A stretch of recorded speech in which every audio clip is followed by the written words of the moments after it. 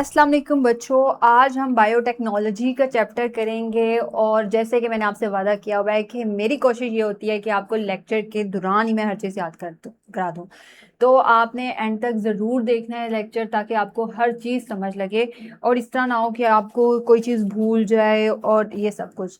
तो सबसे पहले अब हम शुरू करते हैं बायोटेक्नोलॉजी का चैप्टर। सबसे पहले बायो का मतलब क्या होता है? बायो का मतलब होता है लाइफ। हमने मतलब इसका देखा हुआ है। टेक्नोलॉजी का मतलब है कि हम लाइफ के साथ कोई टेक्नोलॉजी को इस्तेमाल कर रहे हैं और अपने फायदे के लिए कुछ कर रहे हैं। हम टेक्नोलॉजी से अपना फायदा निकाल रहे हैं, जिंदगी से अपनी जिंदगी की टेक्नोलॉजी को यूज करते हुए अपना फायदा निकालेंगे। अब क्या क्या फायदा निकालेंगे वो इसमें हम देखेंगे। सबसे पहले आपको पता है कि इंसुलिन हमारी बॉडी में बनती है, हमारी बॉडी में चाहिए होती है किसको? ग्लूकोज को ब्लड से सेल्स के अंदर भेजने के लिए।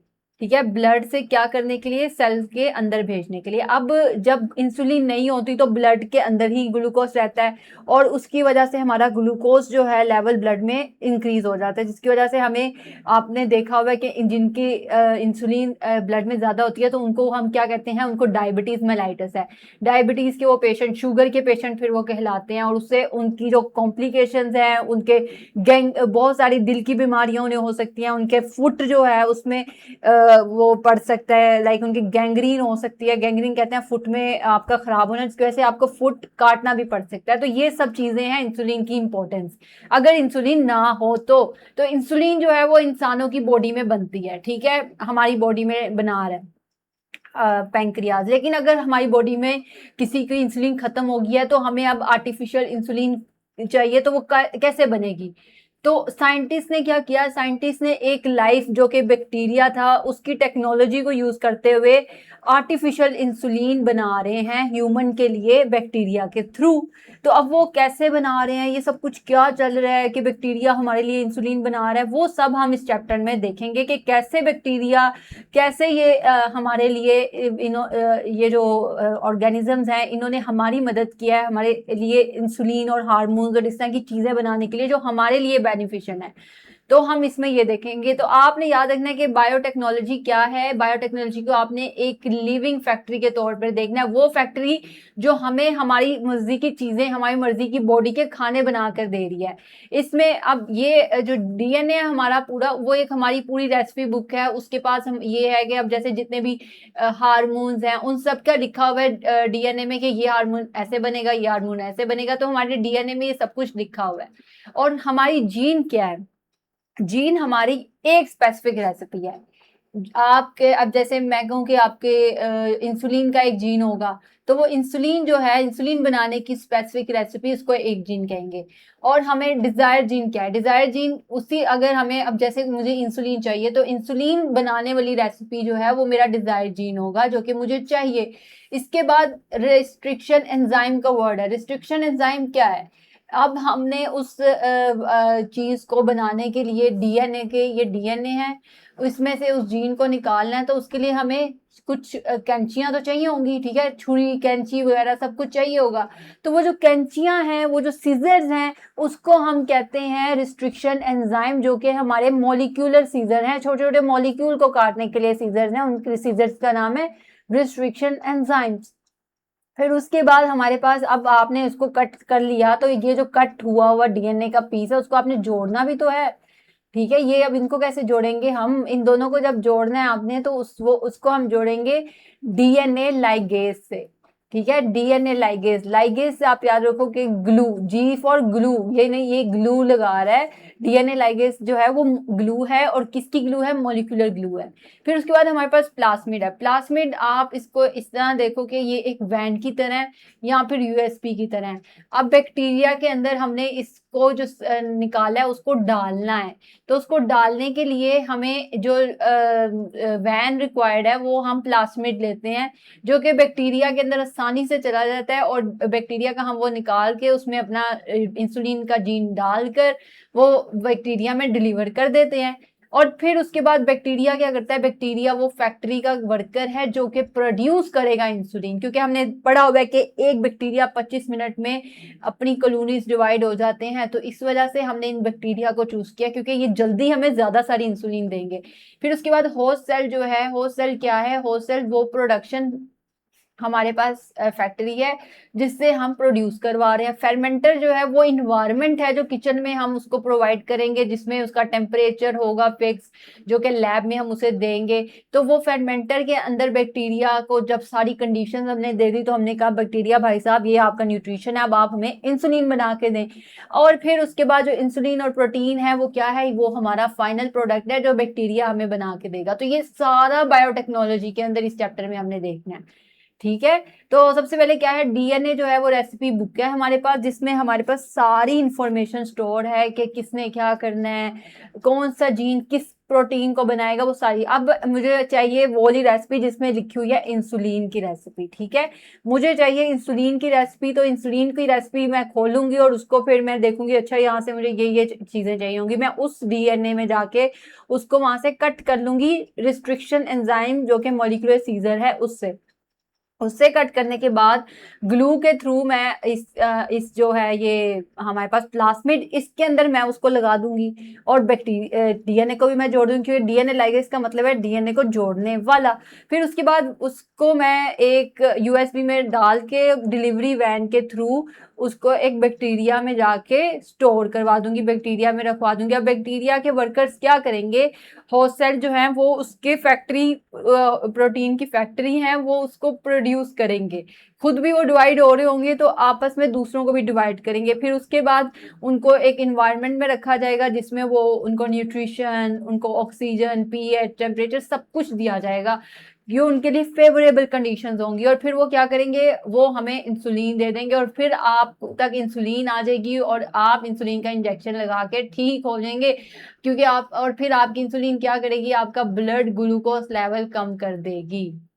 ठीक है, तो ये काम है आपकी इंसुलिन का, ये हमारे पास बायोटेक्नोलॉजी के थ्रू हुआ है, वरना इंसुलिन ह्यूमन बॉडी में इतनी प्रोड्यूस नहीं हो रही थी। अगर आप इंसानों की बॉडी से भी इंसुलिन लेते तो उसकी रिक्वायरमेंट पूरी नहीं हो सकती थी। तो ये साइंटिस्ट की एक इन्वेंशन थी कि उन्होंने बैक्टीरिया को इस्तेमाल करके आपके लिए ढेर सारी इंसुलिन बना दी।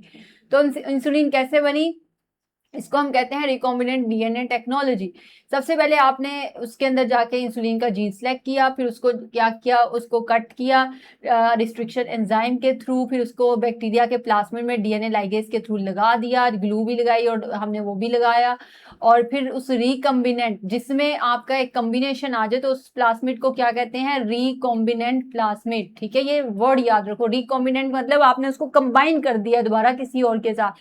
फिर आप उसको बैक्टीरिया के अंदर डालते हो, बैक्टीरिया फिर उसको आप एक अच्छे से कंडीशन प्रोवाइड करते हो जिसमें बैक्टीरिया अपनी कॉलोनीज बनाता है, अपने आगे से ढेर सारे बैक्टीरिया और बनाता है, तो उन सब के पास भी इंसुलिन जाएगी और वो बैक्टीरिया फिर इंसुलिन बनाते रहेंगे, और वो जो इंसुलिन बनेगी वो हम फिर फेर्मेंटर के थ्रू अपनी इंसुलिन निकाल लेंगे और आप तक पहुंचा देंगे।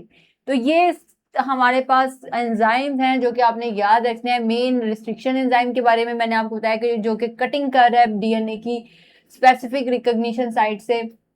लाइगेज जो है डीएनए लाइगेज, वो क्या कर रहा है, जोड़ने का काम कर रहा है। प्लास्मिड जो है वो डिलीवरी एजेंट है जो कि बैक्टीरिया के अंदर, जब उसके अंदर हम डीएनए लाइगेज से लगाते हैं तो वो बैक्टीरिया के अंदर जाके उसके लिए क्या करता है, इंसुलिन प्रोड्यूस करवाता है। तो ये सब हमारे पास स्पेसिफिक टूल्स हैं एक हमारे पास बायोटेक्नोलॉजी के, तो इनको आपने याद रखना है। अब हम बायोटेक्नोलॉजी के ऊपर आ जाते हैं। बायोटेक्नोलॉजी है क्या, बायो का मतलब होता है लाइफ, ये ग्रीक वर्ड है। टेक्नोलॉजी का मतलब होता है वो टूल्स और टेक्निक जिसको हम बायोलॉजी में यूज करते हैं आपकी वेलबींग के लिए, इंसानों के वेलफेयर के लिए। इंसानों की वेलफेयर कहते हैं आपके भले के लिए हम इसको यूज करते हैं। तो बायोलॉजी को हम टेक्नोलॉजी के तौर पर यूज कर रहे हैं इंसानों के भले के लिए।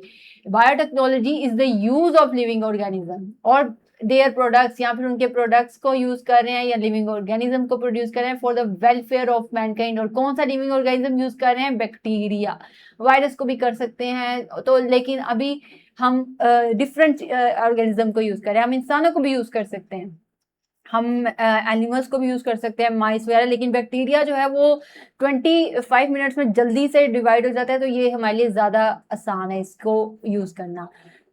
इसके बाद हमारे पास बायोटेक्नोलॉजी हेल्थ केयर के अंदर क्या काम करती है। बायोटेक्नोलॉजी की हेल्थ केयर में ये इंपॉर्टेंस है कि बायोटेक्नोलॉजी का इस्तेमाल करते हुए हम डायग्नोस्टिक टेस्ट कर रहे हैं, डायग्नोस्टिक यानी आपके पास जल्दी से रिजल्ट आ जाते हैं कि ये आपके ये डिजीज है या नहीं है। उसके अलावा थेरेपी के लिए हम यूज कर रहे हैं, जैसे कि इंसुलिन एक थेरेपी है, फ्यूअर साइड इफेक्ट्स हैं इसके। और वैक्सीन के तौर पर भी हम बायोटेक्नोलॉजी में यूज कर रहे हैं। वैक्सीन क्या है कि आप किसी भी ऑर्गेनिज्म को, किसी वायरस को, उसको वीक करके ह्यूमन बॉडी में लगाते हो तो उसके हमारी बॉडी उससे रिलेटेड एंटीबॉडीज वगैरह बना देती है।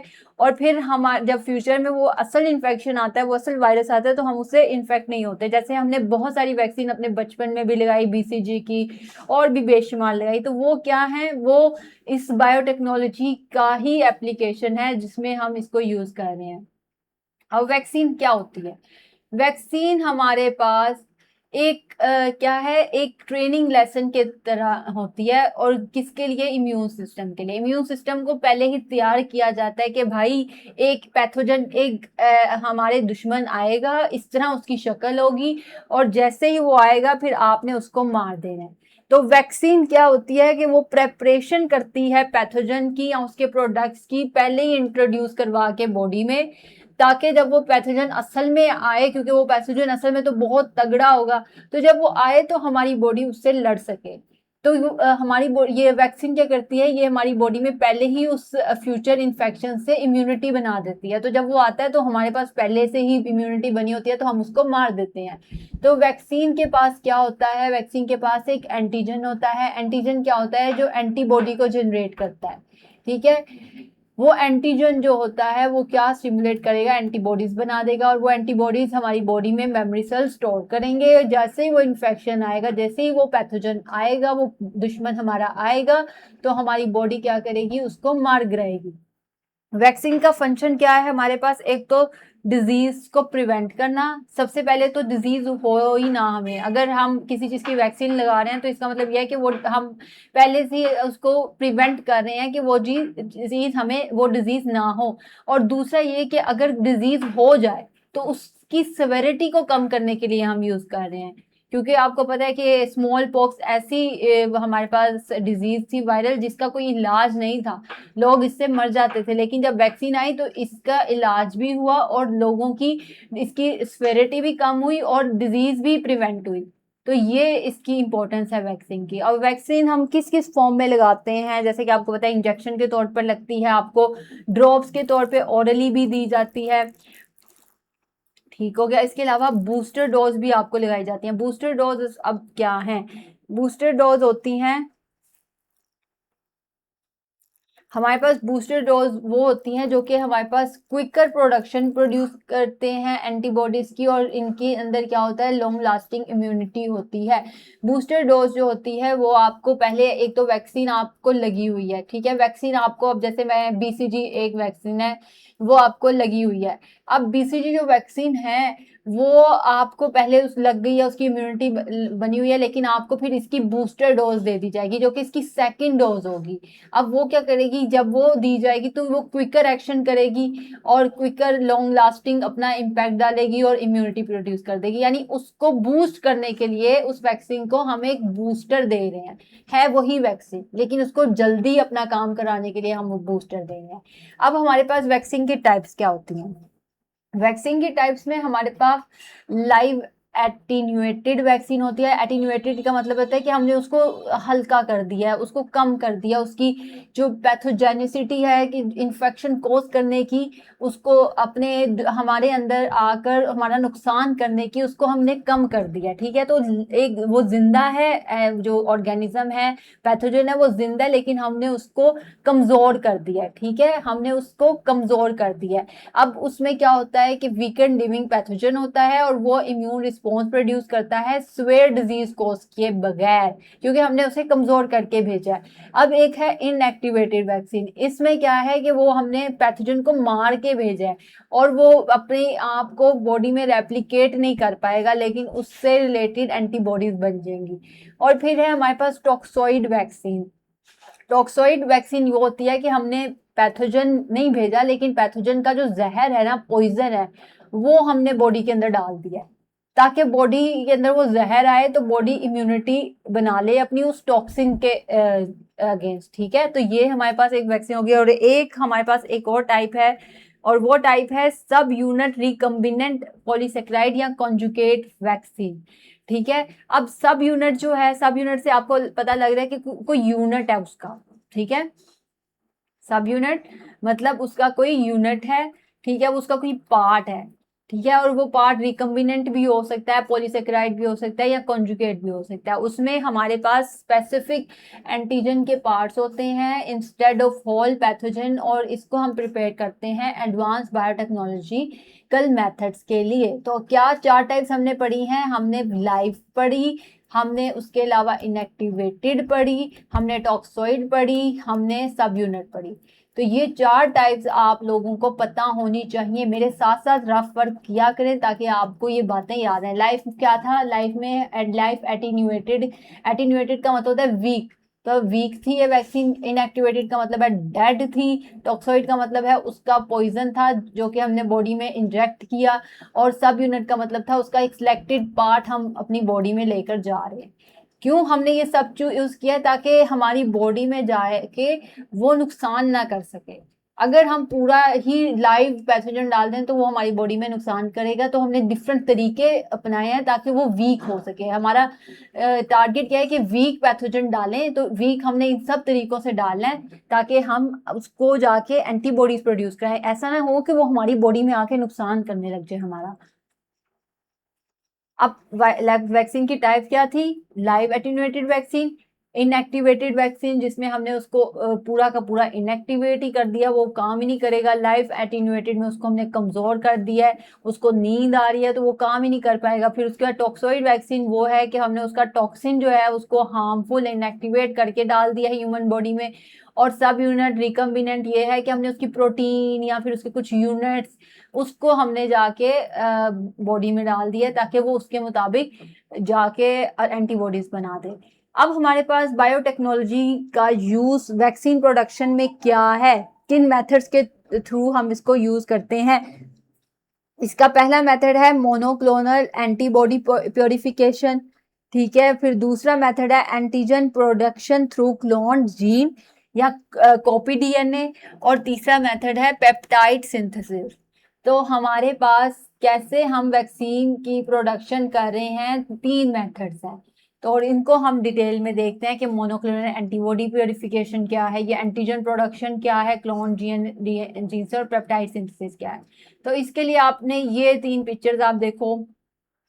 सबसे पहले हमारे पास मोनोक्लोनल एंटीबॉडी है जिसमें हमारे पास यहाँ पे 3 शेफ आपको नजर आ रहे हैं। अब यहाँ पर मोनोक्लोनल एंटीबॉडी जो है ना वो एक मैग्नेट की तौर पर काम करेगा। आपने वहाँ एक समझे कि ये एक मिक्स सा सूप है, इसमें डिफरेंट पार्टिकल्स हैं। तो मोनोक्लोनल एंटीबॉडी क्या करता है कि वो जब आपकी बॉडी में आता है तो वो सिर्फ और सिर्फ जो टारगेट एंटीजन होते हैं उसको अपनी तरफ अट्रैक्ट कर लेता है। जो एंटीजन उसको चाहिए होता है उसको अट्रैक्ट करके उसको बाहर निकालता है। ठीक है, तो वो जो टारगेट एंटीजन होता है इस तरह उससे रिलेटेड हमारे पास जो एंटीबॉडी होती है वो बनती है।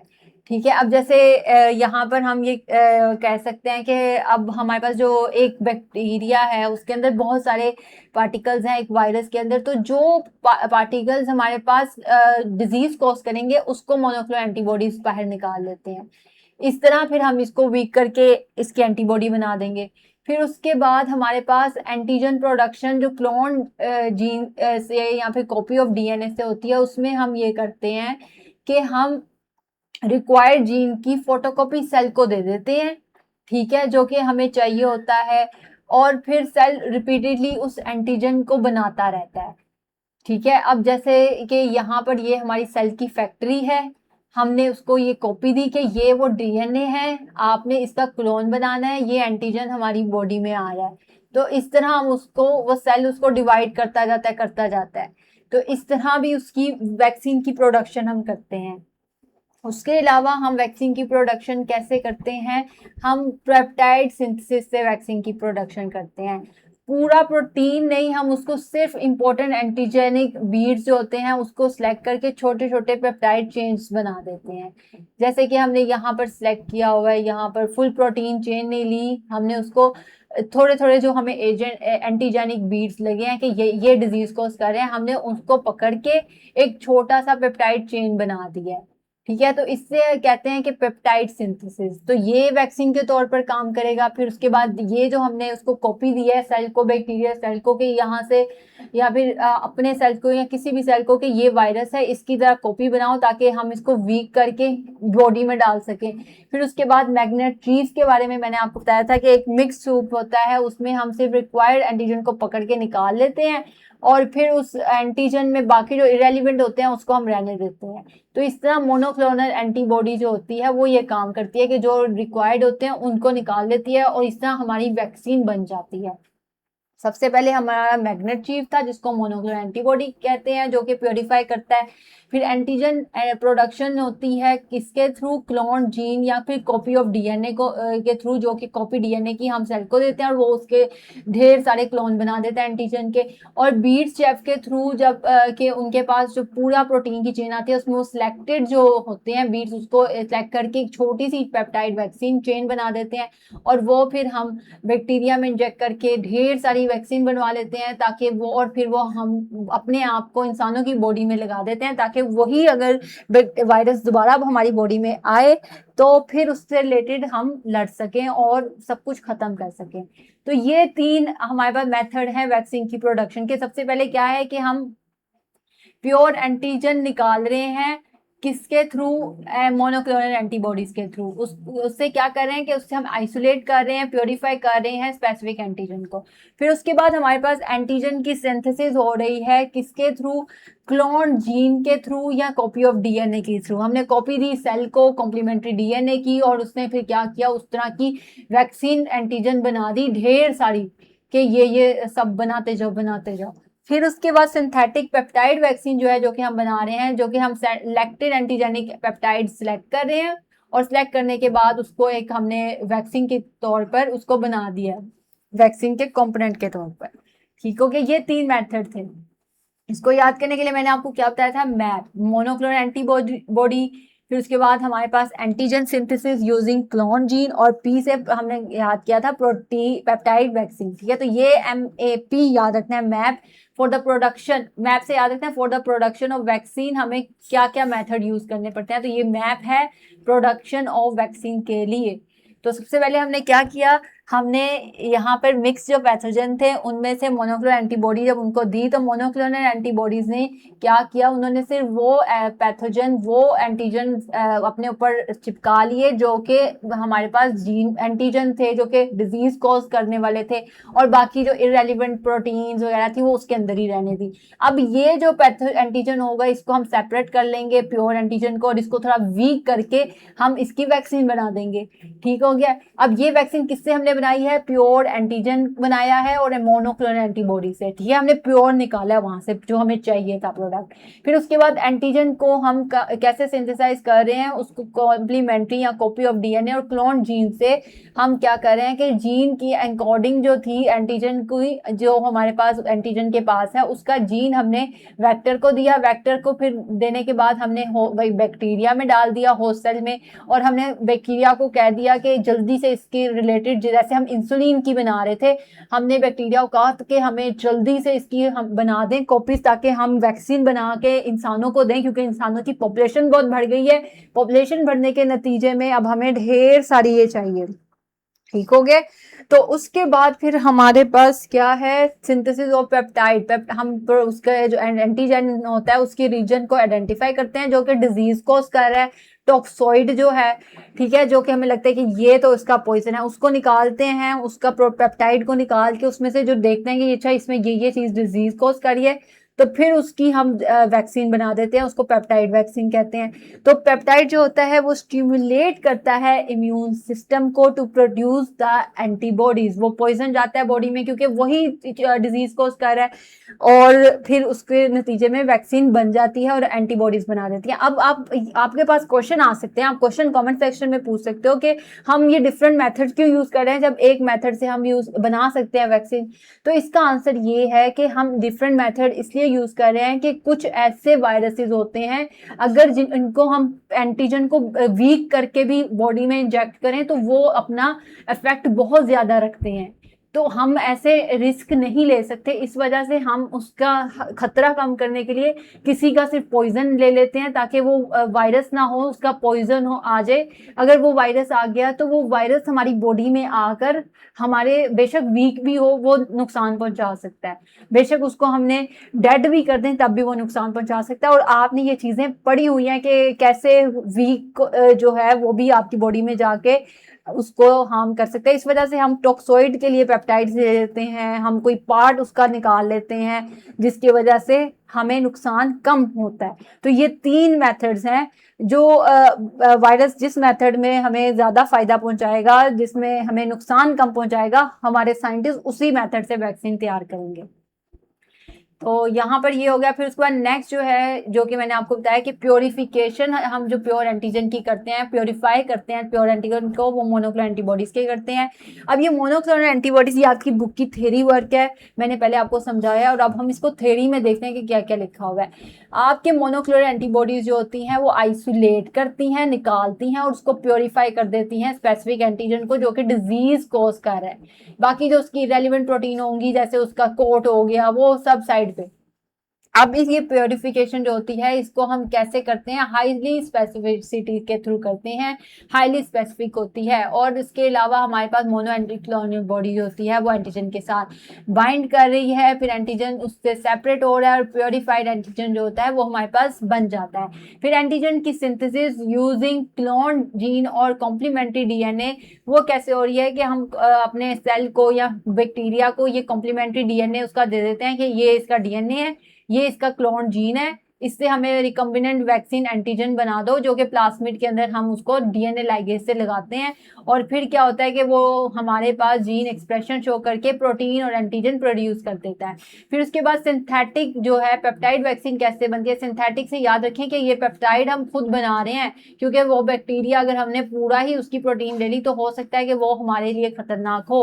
तो हम खुद सिलेक्ट करते हैं एंटीजेनिक पेप्टाइड्स को जो कि टॉक्सिन के तौर पर एक्ट करते हैं, और फिर उन पेप्टाइड से हम वैक्सीन के कंपोनेंट्स बनाते हैं जो कि हमें फायदा देंगे। क्योंकि हमने शुरू में बात की कि we want the welfare of humans, we want the welfare of mankind, ठीक है। तो हम वो चीज करेंगे बायोटेक्नोलॉजी में जो कि हमें फायदा पहुंचाए।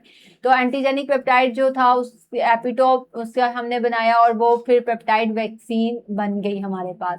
फिर उसके बाद हमारे पास एग्जाम्पल जो है बायोटेक्नोलॉजी की, उसमें हमारे पास एक हेपेटाइटिस बी है, ठीक है। उसके अलावा हमारे पास HPV ह्यूमन पैपिलोमा वायरस है, इन्फ्लुएंजा है, कोविड-19 है, मलेरिया है, ये सब हमारे पास वो वायरसेस हैं जिनसे रिलेटेड हमने वैक्सीन तैयार की हुई है। तो अब इनके रिलेटेड हमने वैक्सीन किस तरह तैयार की है, कौन सी टेक्नोलॉजी, कौन सा मेथड इस्तेमाल किया है, तो वो देखते हैं। इसके लिए सबसे पहले तो आपने याद रखना है कि इनकी सीक्वेंस याद रखनी है कि पहले हेपेटाइटिस बी था, फिर HPV था, फिर इन्फ्लुएंजा था, फिर कोविड था, फिर मलेरिया था, ठीक हो गया। फिर इसके बाद आपने ये याद रखना है कि रानी घर चली मैसेज भेजा, ठीक है, रानी घर चली मैसेज भेजा। तो इससे आपकी टेक्नोलॉजी सारी आपने याद कर लेनी है। पहली हेपेटाइटिस जो बी है उसमें कौन सी टेक्नोलॉजी हम यूज कर रहे हैं, रिकॉम्बिनेंट डीएनए। रिकॉम्बिनेंट डीएनए जो होती है उसमें हमने बताया कि प्लाज्मिड के अंदर हम पीस लगा देते हैं एक डीएनए का, और फिर वहां से हमारे पास वैक्सीन बनती है। तो हेपेटाइटिस बी के लिए हमने रिकॉम्बिनेंट डीएनए की टेक्नोलॉजी यूज की थी। फिर उसके बाद HPV के लिए, ह्यूमन पैपिलोमा वायरस के लिए हमने कौन सी की थी, उसमें हमने जेनेटिक इंजीनियरिंग की थी। इंजीनियरिंग के अंदर हमने कटिंग की थी उसकी, उसको एडिट किया था और फिर जाके उसकी वैक्सीन बनाई थी, ठीक हो गया। और फिर इन्फ्लुएंजा वायरस के लिए हमने कौन सी वैक्सीन कैसे यूज की, तो हमने उसमें डिफरेंट वैक्सीन को, डिफरेंट टूल्स को मिक्स करके उनका कॉम्बिनेशन बना के फिर वो वैक्सीन उसकी बनाई है। ठीक हो गया। तो उसमें कॉम्बिनेशन की टेक्नोलॉजी यूज की। और कोविड-19 हमारे पास कैसे वैक्सीन आई, उसमें आपने याद रखना है कि मैसेज लेकर हम आए कि मैसेंजर जो आएगा वही हमारे पास कोविड-19 की वैक्सीन बनाएगा। तो उसके लिए आपने याद रखना है कि उसके लिए हम जो टेक्नोलॉजी यूज कर रहे हैं वो मैसेंजर आरएनए है। फिर मलेरिया जो है हमारे पास, उसके लिए हम कैसे वैक्सीन बना रहे हैं, तो वो हम वैक्सीन बना रहे हैं बायोटेक्नोलॉजी लैब में, बायोटेक्नोलॉजी बेस्ड वैक्सीन। तो ये हमारे पास सारी की सारी वैक्सीन है। ठीक है। उसके बाद आपने ये जैसे कि मैंने आपको बताया कि सबसे पहले आप ना, हम इसके एक रिवीजन करते हैं ताकि आपको याद हो जाए कि हमें ये जो चीजें हैं याद रही भी हैं या नहीं। तो हेपेटाइटिस बी सबसे पहले था। ठीक है। फिर उसके बाद हेपेटाइटिस ह्यूमन पैपिलोमा वायरस था। फिर उसके बाद हमारे पास इन्फ्लुएंजा वायरस था। इन्फ्लुएंजा वायरस के बाद कोविड-19 था। और कोविड-19 के बाद मलेरिया था। और हमने इसके लिए निमोनिक क्या बनाया था, रानी घर चली मैसेज लेकर। ठीक हो गया। रानी घर चली मैसेज लेकर। तो सबसे पहले रानी जो था उसमें हमारे पास रिकॉम्बिनेंट डीएनए यूज हो रहा था। ठीक है। और यहाँ पे हमने किया था मैसेज भेजा। ठीक है। रानी घर चली मैसेज भेजा। तो घर जो था उसमें हमारे पास कौन सा था, उस घर के अंदर जी जो थी हमारे पास स्पेसिफिकली, और सी क्या था। अब हमारे पास एक तो ये रिकॉम्बिनेंट डीएनए था। फिर उसके बाद जेनेटिक इंजीनियरिंग हमने की थी एचपीवी में। ठीक हो गया। जेनेटिक इंजीनियरिंग करवा रहे थे हम। फिर चली से हमने कॉम्बिनेशन करवाया था। मैसेज से हमने क्या करवाया था, कोविड-19 का मैसेज भेजा है हमने कोविड-19 को 19 बार, तो मैसेंजर आरएनए था यहाँ पर हमारे पास। और फिर हमारे पास मलेरिया के लिए क्या था, मलेरिया के लिए हमारे पास हमने बताया था कि बायोटेक्नोलॉजी बेस्ड वैक्सीन हम बना रहे हैं। ठीक हो गया। ये आपकी बुक में सब चीजें लिखी हुई हैं। अब हम इसको थोड़ा डिटेल में जो हमारी बुकिश पॉइंट्स हैं उनको हम देख लेते हैं। तो सबसे पहले ये टेक्नोलॉजीज जो है वो हमने इसको कर ली है। ठीक है। ये सारे हमारी बुक में लिखे हुए हैं। अब क्या होता है रिकॉम्बिनेंट डीएनए में कि हम जीन जो होता है हमारे पास हेपेटाइटिस बी का, उसके पास हमारे पास सरफेस एंटीजन जो होते हैं वो हम किस में इंसर्ट करते हैं, यीस्ट सेल में। एमसीक्यूज आपका आ सकता है कि किसके अंदर हम इंसर्ट कर रहे हैं वो सरफेस एंटीजन जो हेपेटाइटिस बी का है, वो तो यीस्ट सेल में कर रहे हैं। अब यीस्ट सेल क्या करता है, वो एंटीजन प्रोड्यूस कर देता है। वो उस एंटीजन को हम प्योरीफाई करते हैं और वैक्सीन बना लेते हैं। तो हेपेटाइटिस बी के लिए होस्ट कौन सा है, यीस्ट सेल। फिर ह्यूमन पैपिलोमा वायरस जो है उसके लिए जो सरफेस एंटीजन है उसको हम इंसेक्ट के अंदर, इंसेक्ट सेल के अंदर उसको हम इंसर्ट करते हैं। वो सेल प्रोटीन प्रोड्यूस करता है, प्रोटीन को हम प्योरीफाई करते हैं और वैक्सीन उससे बना लेते हैं। तो पैपिलोमा से आपने याद रखना है कि ये इंसेक्ट की सेल में हम यूज कर रहे हैं। इन्फ्लुएंजा जो वैक्सीन है उसको हम क्या करते हैं कि उस इन्फ्लुएंजा को हम प्रिवेलेंट, एक तो सबसे पहले इन्फ्लुएंजा स्ट्रेन जो है हमारे पास, इन्फ्लुएंजा आपने देखा होगा कि फ्लू हमें हर साल हो रहा था। क्यों? क्योंकि इन्फ्लुएंजा के पास इतने ज्यादा स्ट्रेन है कि हर साल वो साइंटिस्ट उसको आइडेंटिफाई कर रहे होते हैं कि एक नया स्ट्रेन आ गया, एक फिर नया स्ट्रेन आ गया, साइंटिस्ट फिर उसकी वैक्सीन बनाते हैं और एक और स्ट्रेन आ गया। तो इन्फ्लुएंजा के पास बहुत ज्यादा स्ट्रेन है। इस वजह से आपको हर सर्दी के मौसम में बेशक आप वैक्सीन लगाओ तब भी आपको फ्लू हो जाता है। तो इन्फ्लुएंजा से याद रखें, फ्लू करने वाली वैक्सीन है, फ्लू करने वाला ये हमारे पास वायरस है। तो ये वैक्सीन फिर उसी एंटीजन के रिलेटेड प्रोड्यूस होती है, कॉम्बिनेशन से उसको बनाया जाता है। फिर उसके बाद कोविड-19 में हमने मैसेंजर आरएनए की टेक्नोलॉजी देखी थी। इस वैक्सीन को डेवलप किसने किया था, कौन सी हमारे पास जो है कंपनीज थी उन्होंने इसको डेवलप किया था। तो फाइजर जो थी, उसके अलावा BioNTech, Moderna, Johnson and Johnson ने, इन सब ने इसको डेवलप किया था। और उसके अलावा क्या होता है कि आम मैसेंजर आरएनए को इंस्ट्रक्शन दी जाती हैं बॉडी सेल्स की ताकि वो स्पाइक प्रोटीन प्रोड्यूस कर सके कोरोना वायरस के लिए। कोरोना वायरस के लिए हम क्या प्रोड्यूस करवा रहे हैं, हम उसके लिए स्पाइक प्रोटीन्स प्रोड्यूस करवा रहे हैं। और वो स्पाइक प्रोटीन फिर जाती हैं हमारी बॉडी में तो उसका इम्यून रिस्पॉन्स बनता है, जिसकी वजह से हम उस वैक्सीन के थ्रू उस ऑर्गेनिज्म, उस कोविड से बच जाते हैं। ठीक हो गया। तो ये जो कंपनीज हैं फाइजर, इनके नाम आप बेशक याद मत करो, लेकिन आपको अंदाजा हो जाएगा कि ये कंपनीज ने बनाई थी। लेकिन ये बात आप याद रखें कि कोरोना की वैक्सीन बन गई थी, फिर उसके बावजूद भी इसका सही इफेक्ट कुछ नहीं हुआ, फिर भी लोगों को कोरोना हो रहा था। यानी इसकी अभी तक सही वैक्सीन नहीं बनी, क्योंकि कोरोना वायरस के भी बहुत ज्यादा स्ट्रेन हैं जो कि अपना रंग बदलते रहते हैं, अपना फेस बदलते रहते हैं, बहुत दोगले हैं ये भी वायरसेस। तो इसकी इसकी लेकिन बना किस चीज से इन्होंने वैक्सीन बनाई थी? स्पाइक प्रोटीन से बनाई थी कोरोना वायरस के। ठीक हो गया। फिर उसके बाद हमारे पास मलेरिया की वैक्सीन, हमने बताया कि बायोटेक्नोलॉजी को यूज किया था। तो उन्होंने क्या किया था कि मलेरिया का जो पैरासाइट है उसको वीक करके उसकी वीकेंड फॉर्म डाली थी, और इसकी जो वैक्सीन है उसका नाम क्या है? Sanaria vaccine. Malaria Sanaria vaccine. Sanaria आप समझे किसी लड़की का नाम है, सना, सना और रिया। ठीक है, सना रिया। सनारिया वैक्सीन आपकी बनी, 2 लड़कियां सना रिया। ठीक है, उन्होंने वैक्सीन किसकी बनाई? मलेरिया की। तो ये सब कुछ हमारे पास हो रहा है। तो इसके अंदर हेपेटाइटिस बी में याद रखें कि यीस्टल था, BY।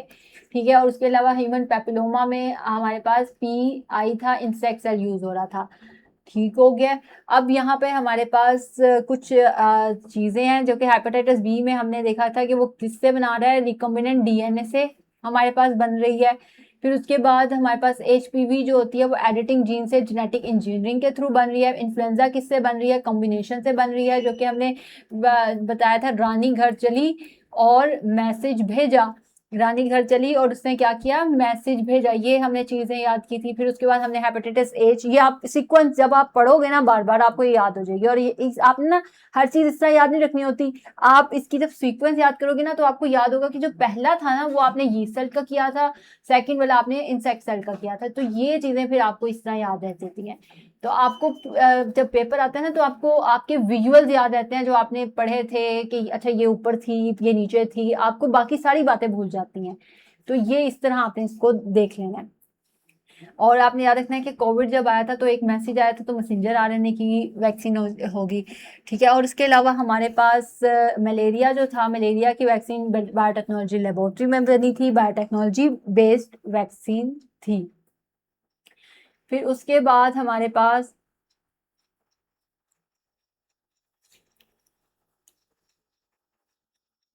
ये आप देख सकते हो कि यहाँ पर हेपेटाइटिस बी की वैक्सीन बन रही है रिकॉम्बिनेंट DNA के थ्रू। फिर उसके बाद जेनेटिक इंजीनियरिंग के थ्रू HPV की वैक्सीन बन रही है जिसमें एडिटिंग हो रही है। फिर इन्फ्लुएंजा की वैक्सीन कॉम्बिनेशन करके डिफरेंट वैक्सीन को, उसके मेथड को, टेक्निक्स को यूज करते हुए बनाई जा रही है। और उसके अलावा फिर कोविड-19 की वैक्सीन जो थी वो हमने एक मैसेज के थ्रू बनाई थी, मैसेंजर RNA के थ्रू। और फिर मलेरिया की वैक्सीन हमने बायोटेक्नोलॉजी लैब में बनाई थी। ठीक, ये बातें होगी। फिर उसके बाद हमारे पास बायोटेक्नोलॉजी बेस्ड वैक्सीन जो हैं वो हमारे पास, हमने बायोटेक्नोलॉजी जो है उसने हमारी वैक्सीन को कैसे प्रोड्यूस करने में हेल्प आउट किया है। ये सब वही बातें हैं जो हमने ऊपर पढ़ी हैं। ठीक है, बायोटेक्नोलॉजी ने हमें रिकॉम्बिनेंट DNA के थ्रू हमने वैक्सीन बनाई है, हमने जेनेटिक इंजीनियरिंग के थ्रू वैक्सीन बनाई है। इसको हम इससे करते हैं ताकि, और इसके अलावा हमने बायोटेक्नोलॉजी टेक्निक्स को यूज करते हुए उसको कंबाइन करते हुए वैक्सीन बनाई है, मैसेंजर RNA की टेक्नोलॉजी को यूज किया है। उसके अलावा हमने वैक्सीन कैसे बनाई है? वीकेंड और सिलेक्टेड पैथोजन कंपोनेंट से बनाई है। तो ये हमारे पास बायोटेक्नोलॉजी ने हेल्प किया है हमारी वैक्सीन बनाने के लिए।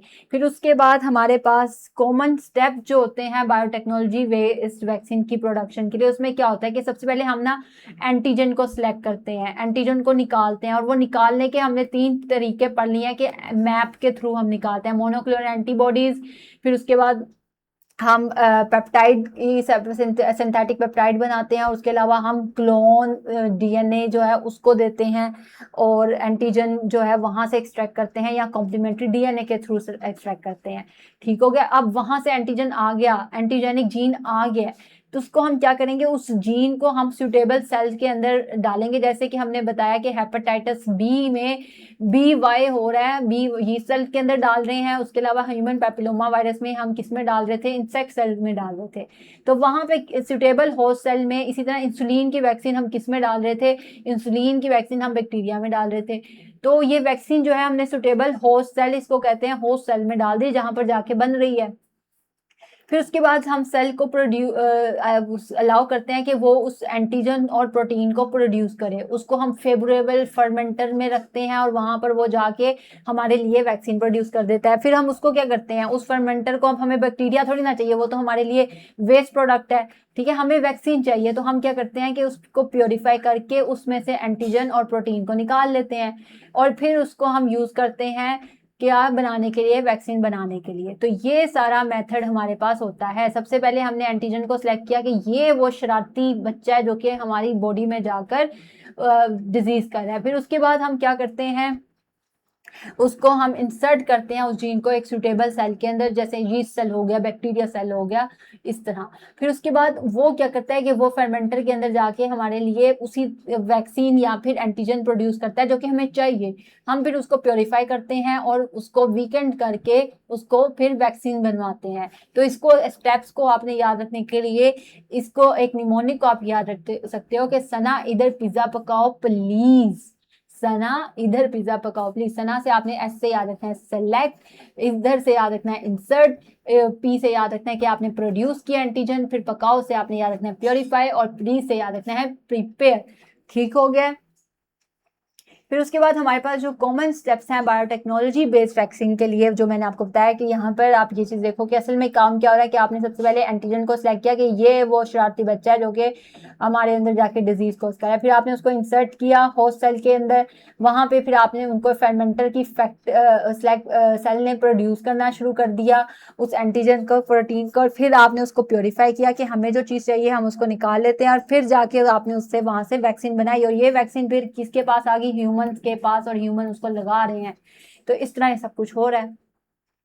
फिर हमारे पास बायोटेक्नोलॉजी का रोल डिजीज की डायग्नोसिस में क्या है, क्योंकि अभी हमने पढ़ा कि एक तो ये वैक्सीन बनाती है इसकी एप्लीकेशन, एक इसकी थेराप्यूटिक है, थेराप्यूटिक कहते हैं कि आराम देने के लिए, जैसे कि इंसुलिन का काम है। उसके अलावा डायग्नोस्टिक इसका क्या यूज है कि डायग्नोस्टिक हम कैसे इसको यूज कर रहे हैं। तो ये आपके जहन में सवाल आया होगा कि हम इससे डायग्नोसिस कैसे कर रहे हैं।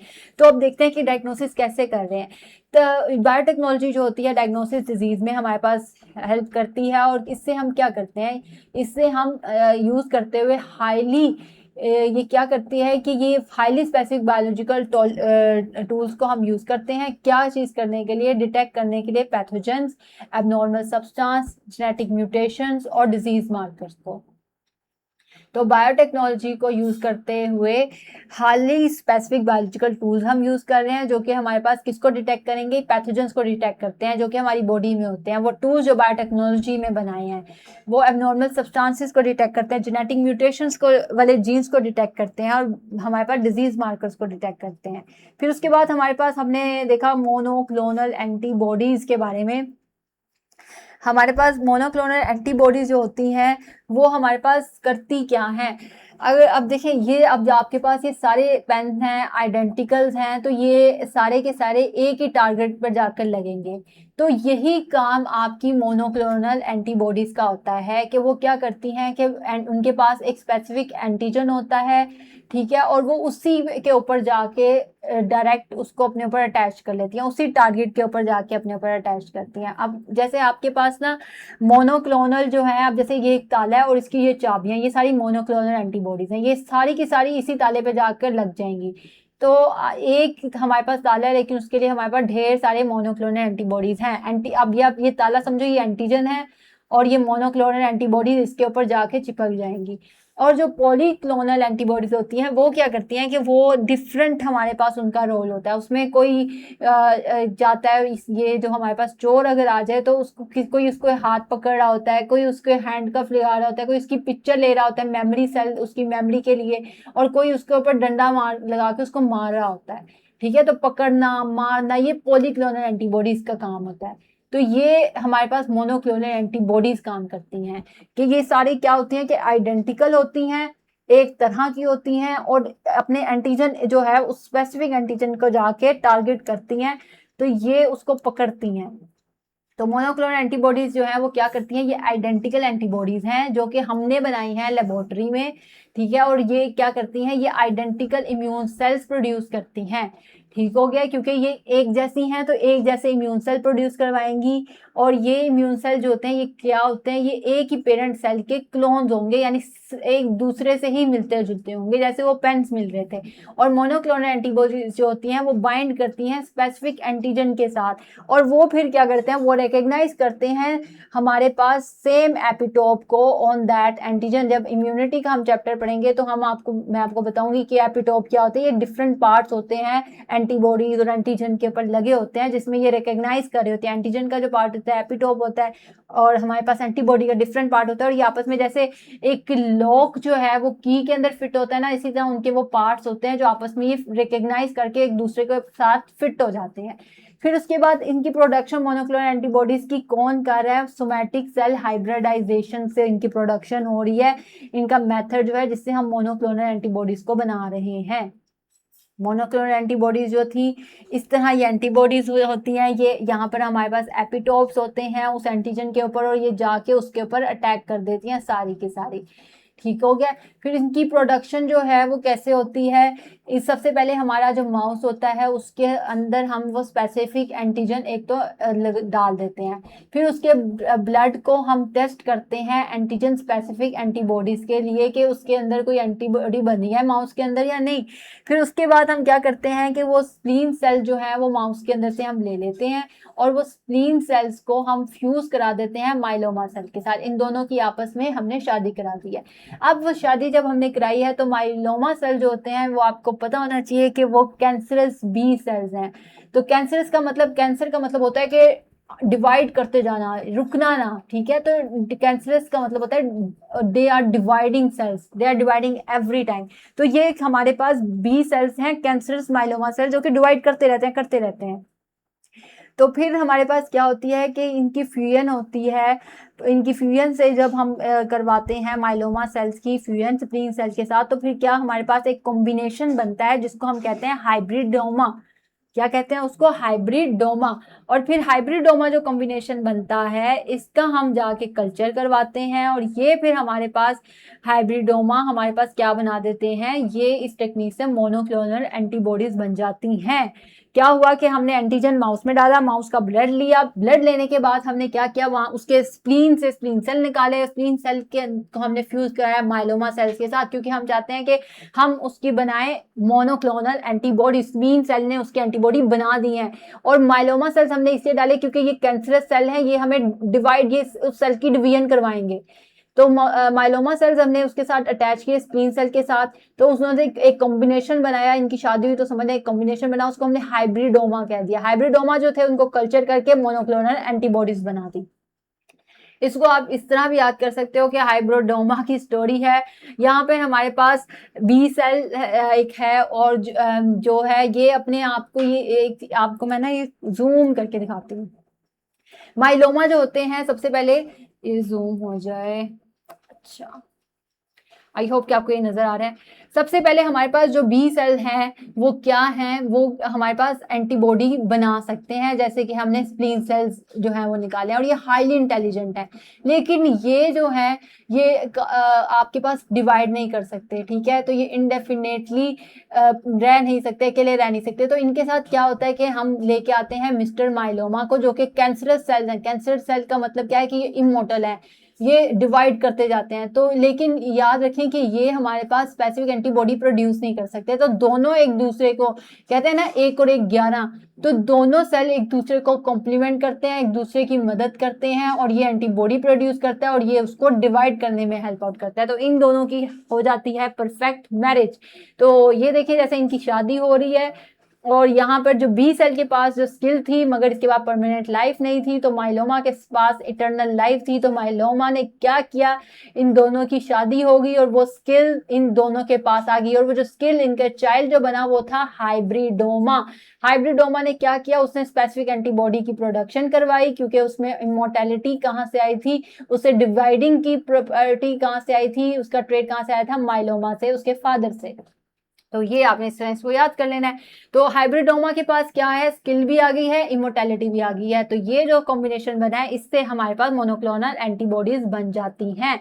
ठीक है, अब एक और बात है, अब ये मोनोक्लोनल एंटीबॉडीज इस तरह बनाने के लिए, ठीक है, अब देखें यहाँ पर क्या है कि हमने माउस सेल से एंटीजन लिया, एंटीजन को ब्लड में हमने देखा कि वहां पर एंटीबॉडीज बना दी हैं इस माउस ने।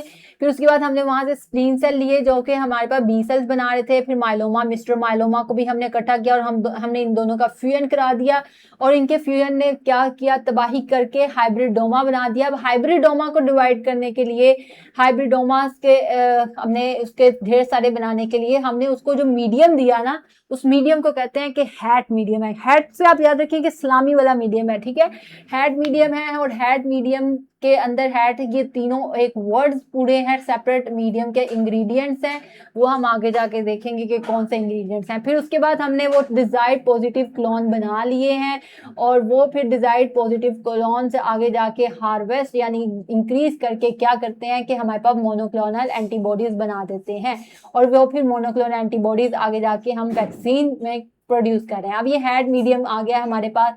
हैट मीडियम को देखते हैं कि हैट मीडियम क्या है।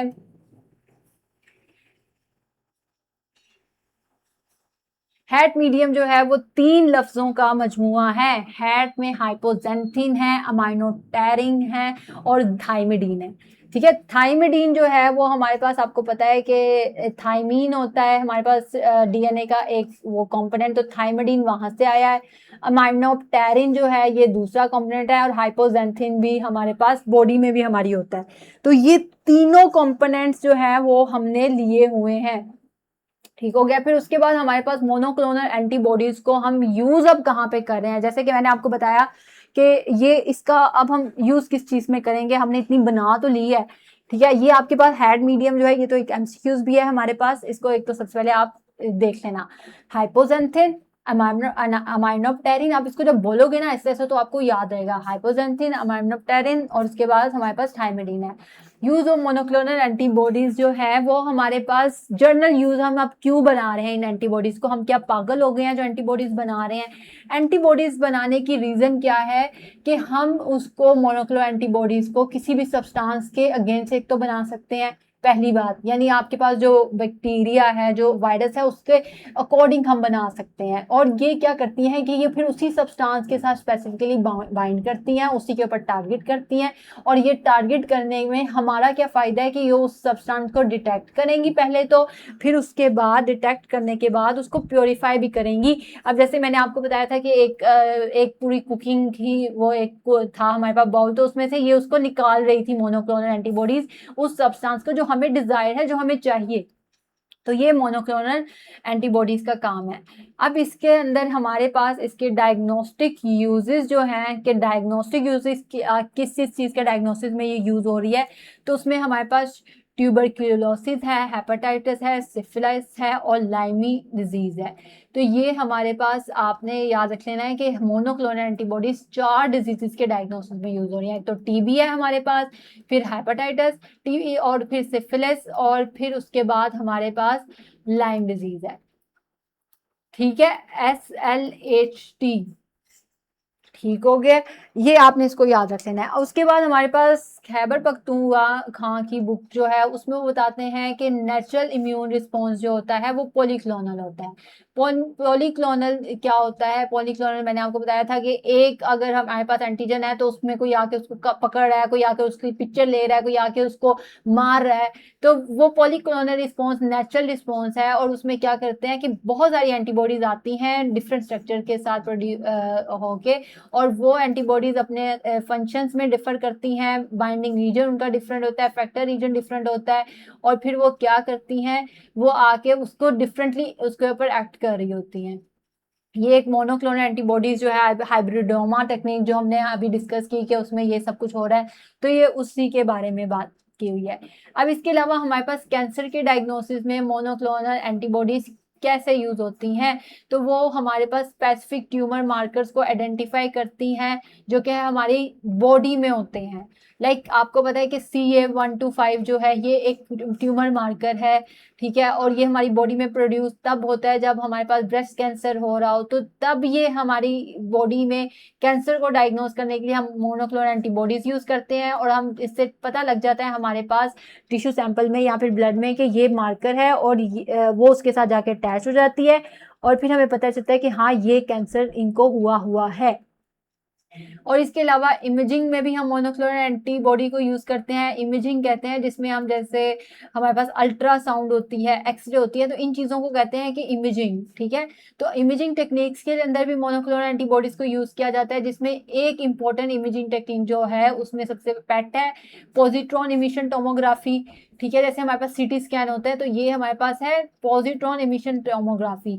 और पेट क्या है, वो हमारे पास हेल्प करती है कैंसर सेल्स की डिटेक्शन में बॉडी की।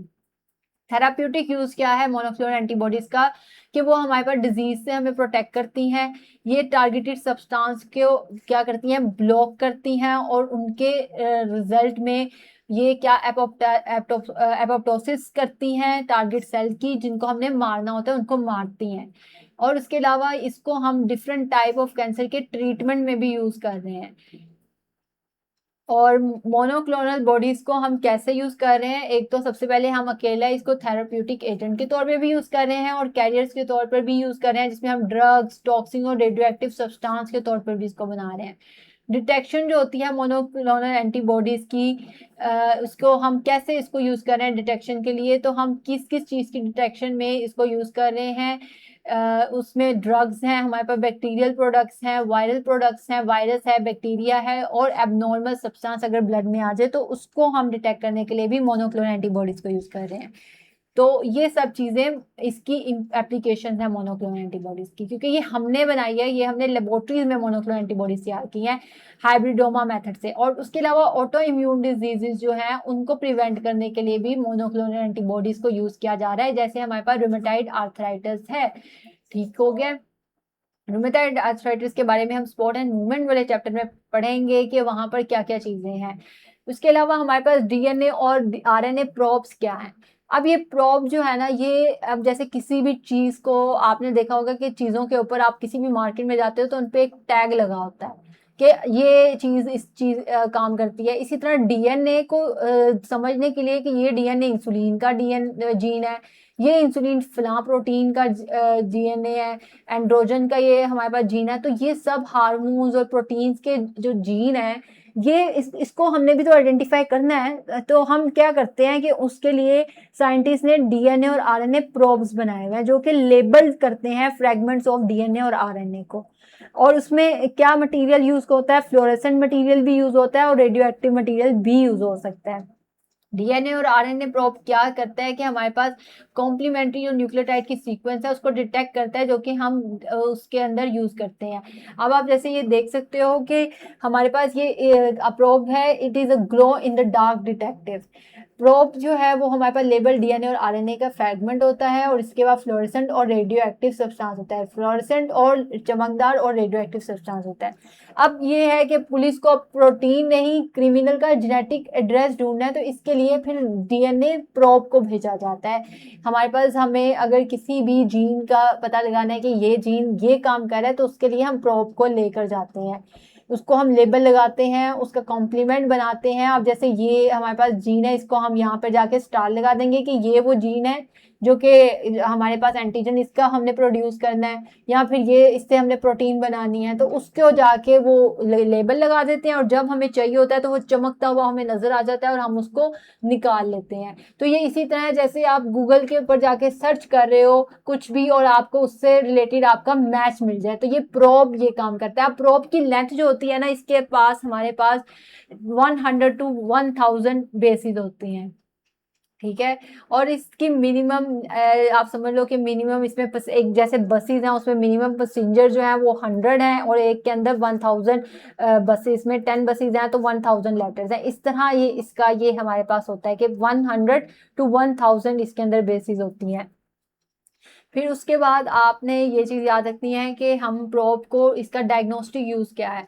डायग्नोस्टिक यूज़ इसका ये है कि हम इसको ब्लड में, यूरिन में और टिश्यू के अंदर देख रहे होते हैं, इसको यूज़ करते हैं ताकि ये जाके पैथोजन के ऊपर जाके चिपक जाए, उसको जाके लेबल कर दे और हमें पता लग जाए कि हाँ यहाँ पर पैथोजन है। इसी तरह अगर आपके जीन्स के अंदर कोई जेनेटिक म्यूटेशन हो गई है, तब भी जाके ये प्रोब उसके साथ जाके चिपक जाएंगे और आपको पता लग जाएगा कि हाँ जी आपके जीन में जेनेटिक म्यूटेशंस हो गई हैं।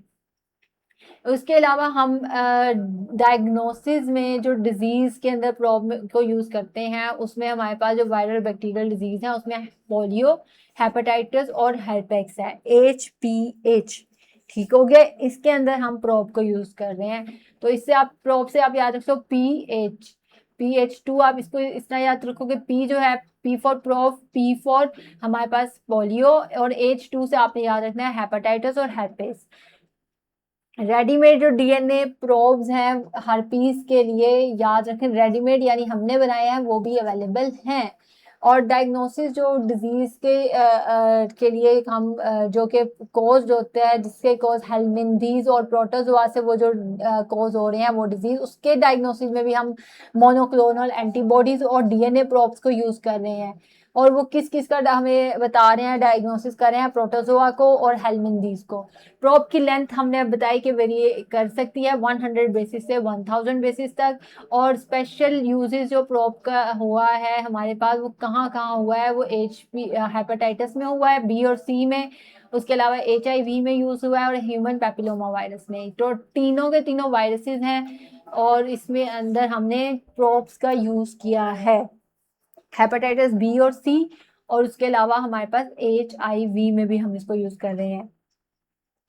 और इसके अलावा यहाँ पर ये प्रोब जो है प्री नेटल डिजीजेस में भी आइडेंटिफाई करने के अंदर हेल्प आउट करते हैं। जैसे मैंने आपको बताया कि अगर किसी को जेनेटिक वेरिएशन होगी, जेनेटिक म्यूटेशन होगी, तो आपके वहाँ पे आपको बच्चों को पता लग जाएगा कि यहाँ पे जीन्स में म्यूटेशन आई है। तो इसको कहते हैं कि प्री नेटल, यानी उस आपको वक्त से पहले ही पता चल जाएगा, डिलीवरी से पहले ही पता चल जाएगा कि यहाँ पे जेनेटिक वेरिएशन हो गई है। ठीक हो गया। फिर उसके अलावा हमारे पास इस डिटेक्शन के लिए हम किस चीज़ को यूज़ कर रहे हैं, STR को हम यूज़ कर रहे हैं। STR जो है वो शॉर्ट टेंडम रिपीट्स हैं। ठीक है, STR शॉर्ट टेंडम रिपीट्स हैं, इसको हम डिटेक्शन के लिए यूज़ कर रहे हैं। फिर उसके बाद हमारे पास कंपैरिजन है डायग्नोस्टिक मेथड्स का, जिनको हम यूज़ करते हैं, और इसको हम पहले देख लेते हैं। कंपैरिजन जो है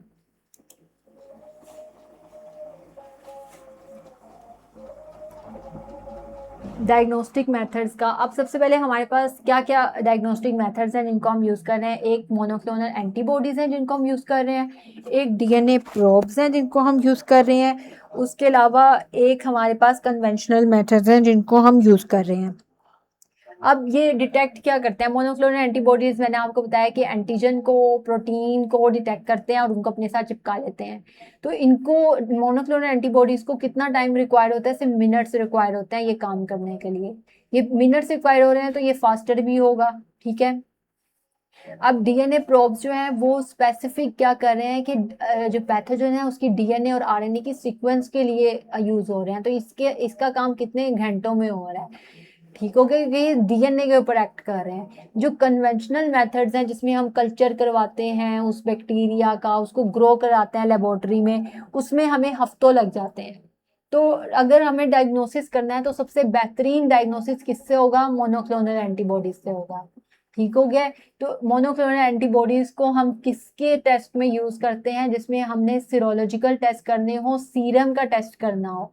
ठीक है, हमने सीरम के टेस्ट से हमने वो चीज़ें निकालनी हो कि यहाँ पे वो डायग्नोसिस करना हो। फिर उसके बाद ये हमारे पास फास्टेस्ट है मेथड मोनोक्लोनल एंटीबॉडीज का।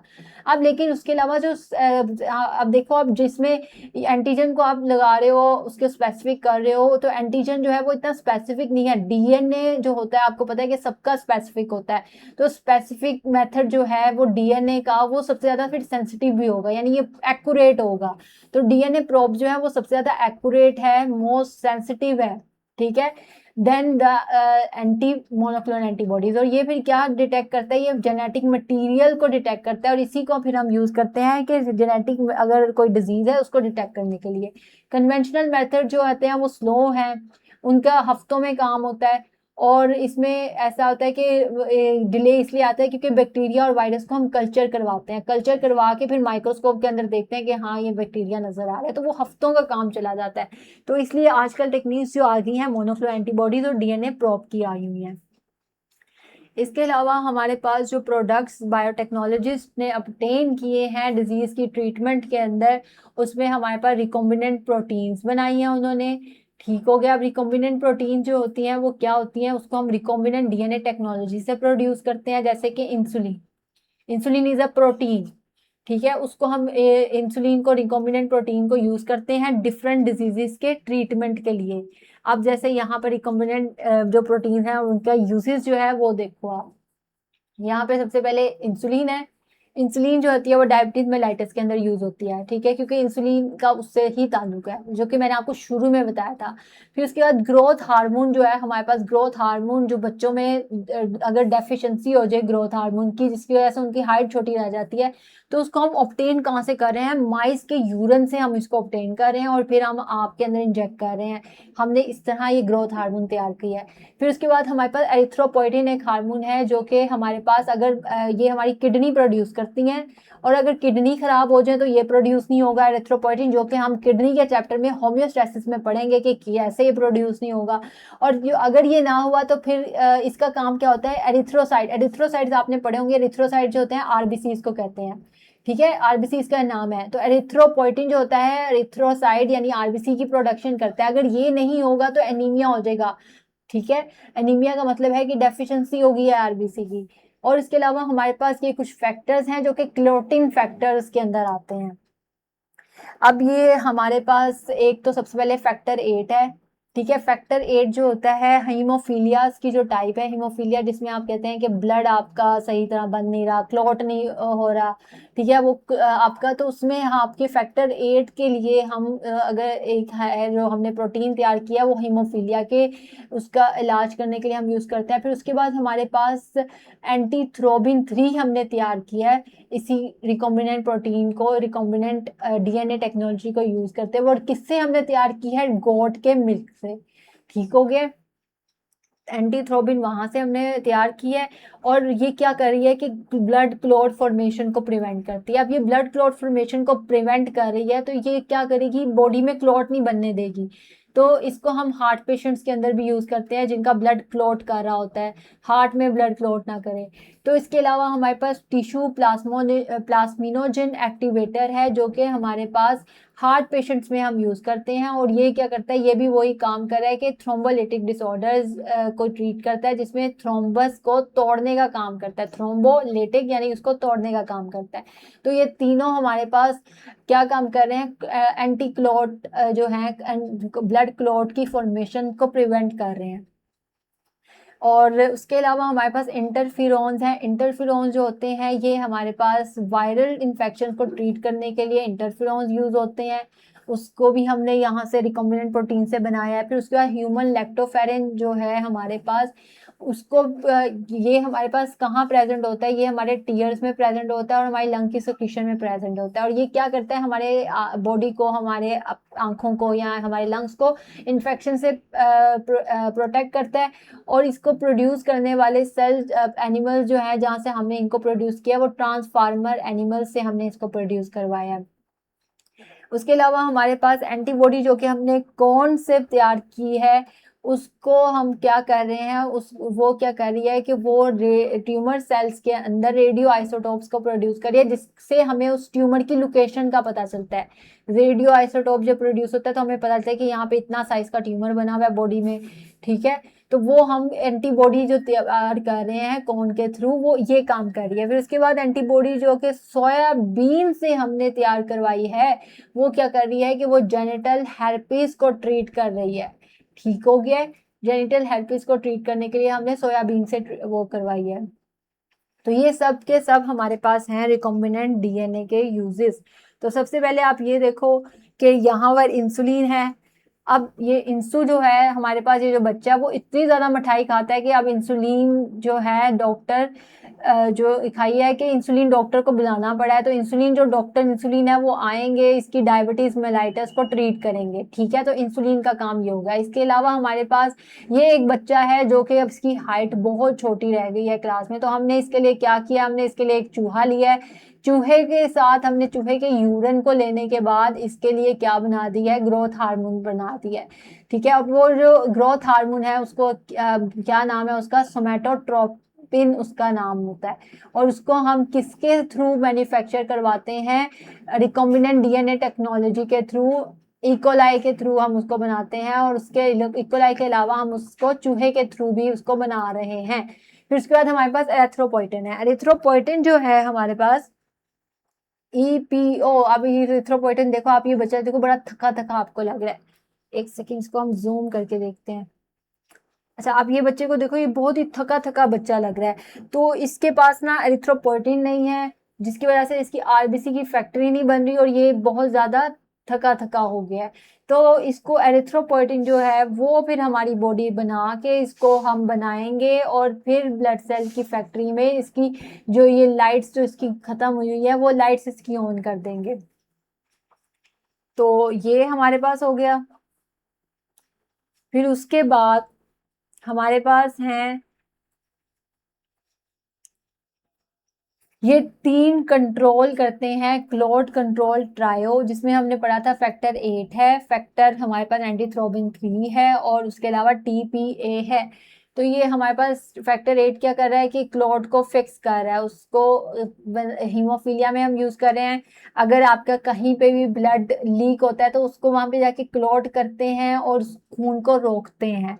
ठीक है। उसके अलावा एंटीथ्रोबिन जो है ये उससे उल्टा काम कर रहा है कि क्लॉट को बनने नहीं दे रहा, उसको स्टॉप कर रहा है, उसको कह रहा है कि नहीं ना बनो, उसको प्रिवेंट कर रहा है क्लॉट को बनने। उसके अलावा TPA जो है हमारे पास, ये भी हमारे क्लॉट को डिसॉल्व कर रहा है। ठीक हो गया, उसको तोड़ रहा है उस क्लॉट को। तो ये 3 हमारे पास क्लॉट कंट्रोल ट्रायो है। फिर उसके बाद हमारे पास एक ये टीम है जो कि इंटरफेरोन्स की है। इंटरफेरोन आप देख सकते हो कि ये आया है और ये वायरसेस से लड़ रहा है। तो ये इंटरफेरोन के क्या काम है, वायरसेस से फाइट करना, उनको किल करना। फिर उसके बाद हमारे पास ह्यूमन लैक्टोफेरिन है जो कि हमारे पास क्या काम करता है, लंग और फिर टीयर्स के अंदर हमारे प्रोटेक्टिव शील्ड के तौर पर एक्ट करता है, ह्यूमन लैक्टोफेरिन। और इसको हमने कहाँ से लिया था, इसको हमने गोट मिल्क से लिया था। और फिर उसके बाद हमारे पास ये सोयाबीन है। सोयाबीन क्या कर रहा है, सोयाबीन जो है वो हमारे पास एंटीबॉडीज बना रहा है हेरपीस जैसे वायरस को टारगेट करने के लिए। ठीक है। तो सोयाबीन से जो एंटीबॉडी बन रही है वो सोती सोती हर्पिक्स की जाके किल कर रही है। और फिर उसके बाद हमारे पास ये कॉर्न प्रोड्यूस एंटीबॉडीज हैं जो कि आप देख सकते हो। ये क्या कर रही हैं कि ये हमारे पास मिसाइल जो है वो उड़ रहे हैं, और हर मिसाइल जो है वो क्या कर रहा है, कॉर्न को हमारे जो ट्यूमर है उसके ऊपर जाके उसको पकड़ रहा है, उसको जाके किल कर रहा है। ठीक है। तो ये रेडियो एक्टिव हमारे पास आइसोटॉप्स के तौर पर एक्ट करते हैं, कौन से बनाई हुई एंटीबॉडी है, और जाके ट्यूमर सेल के ऊपर जाके उनके ऊपर अटैक करती है, और हमें डायग्नोसिस होता है कि यहाँ पर ट्यूमर हमारी बॉडी में मौजूद है। तो ये सारा हमने हमारा जो एक एडवेंचर था, हमारी जो रिकॉम्बिनेंट प्रोटीन्स की इम्पोर्टेंस थी, उनकी एप्लीकेशंस थी, वो हमने देख ली। अब हम चलते हैं अपने,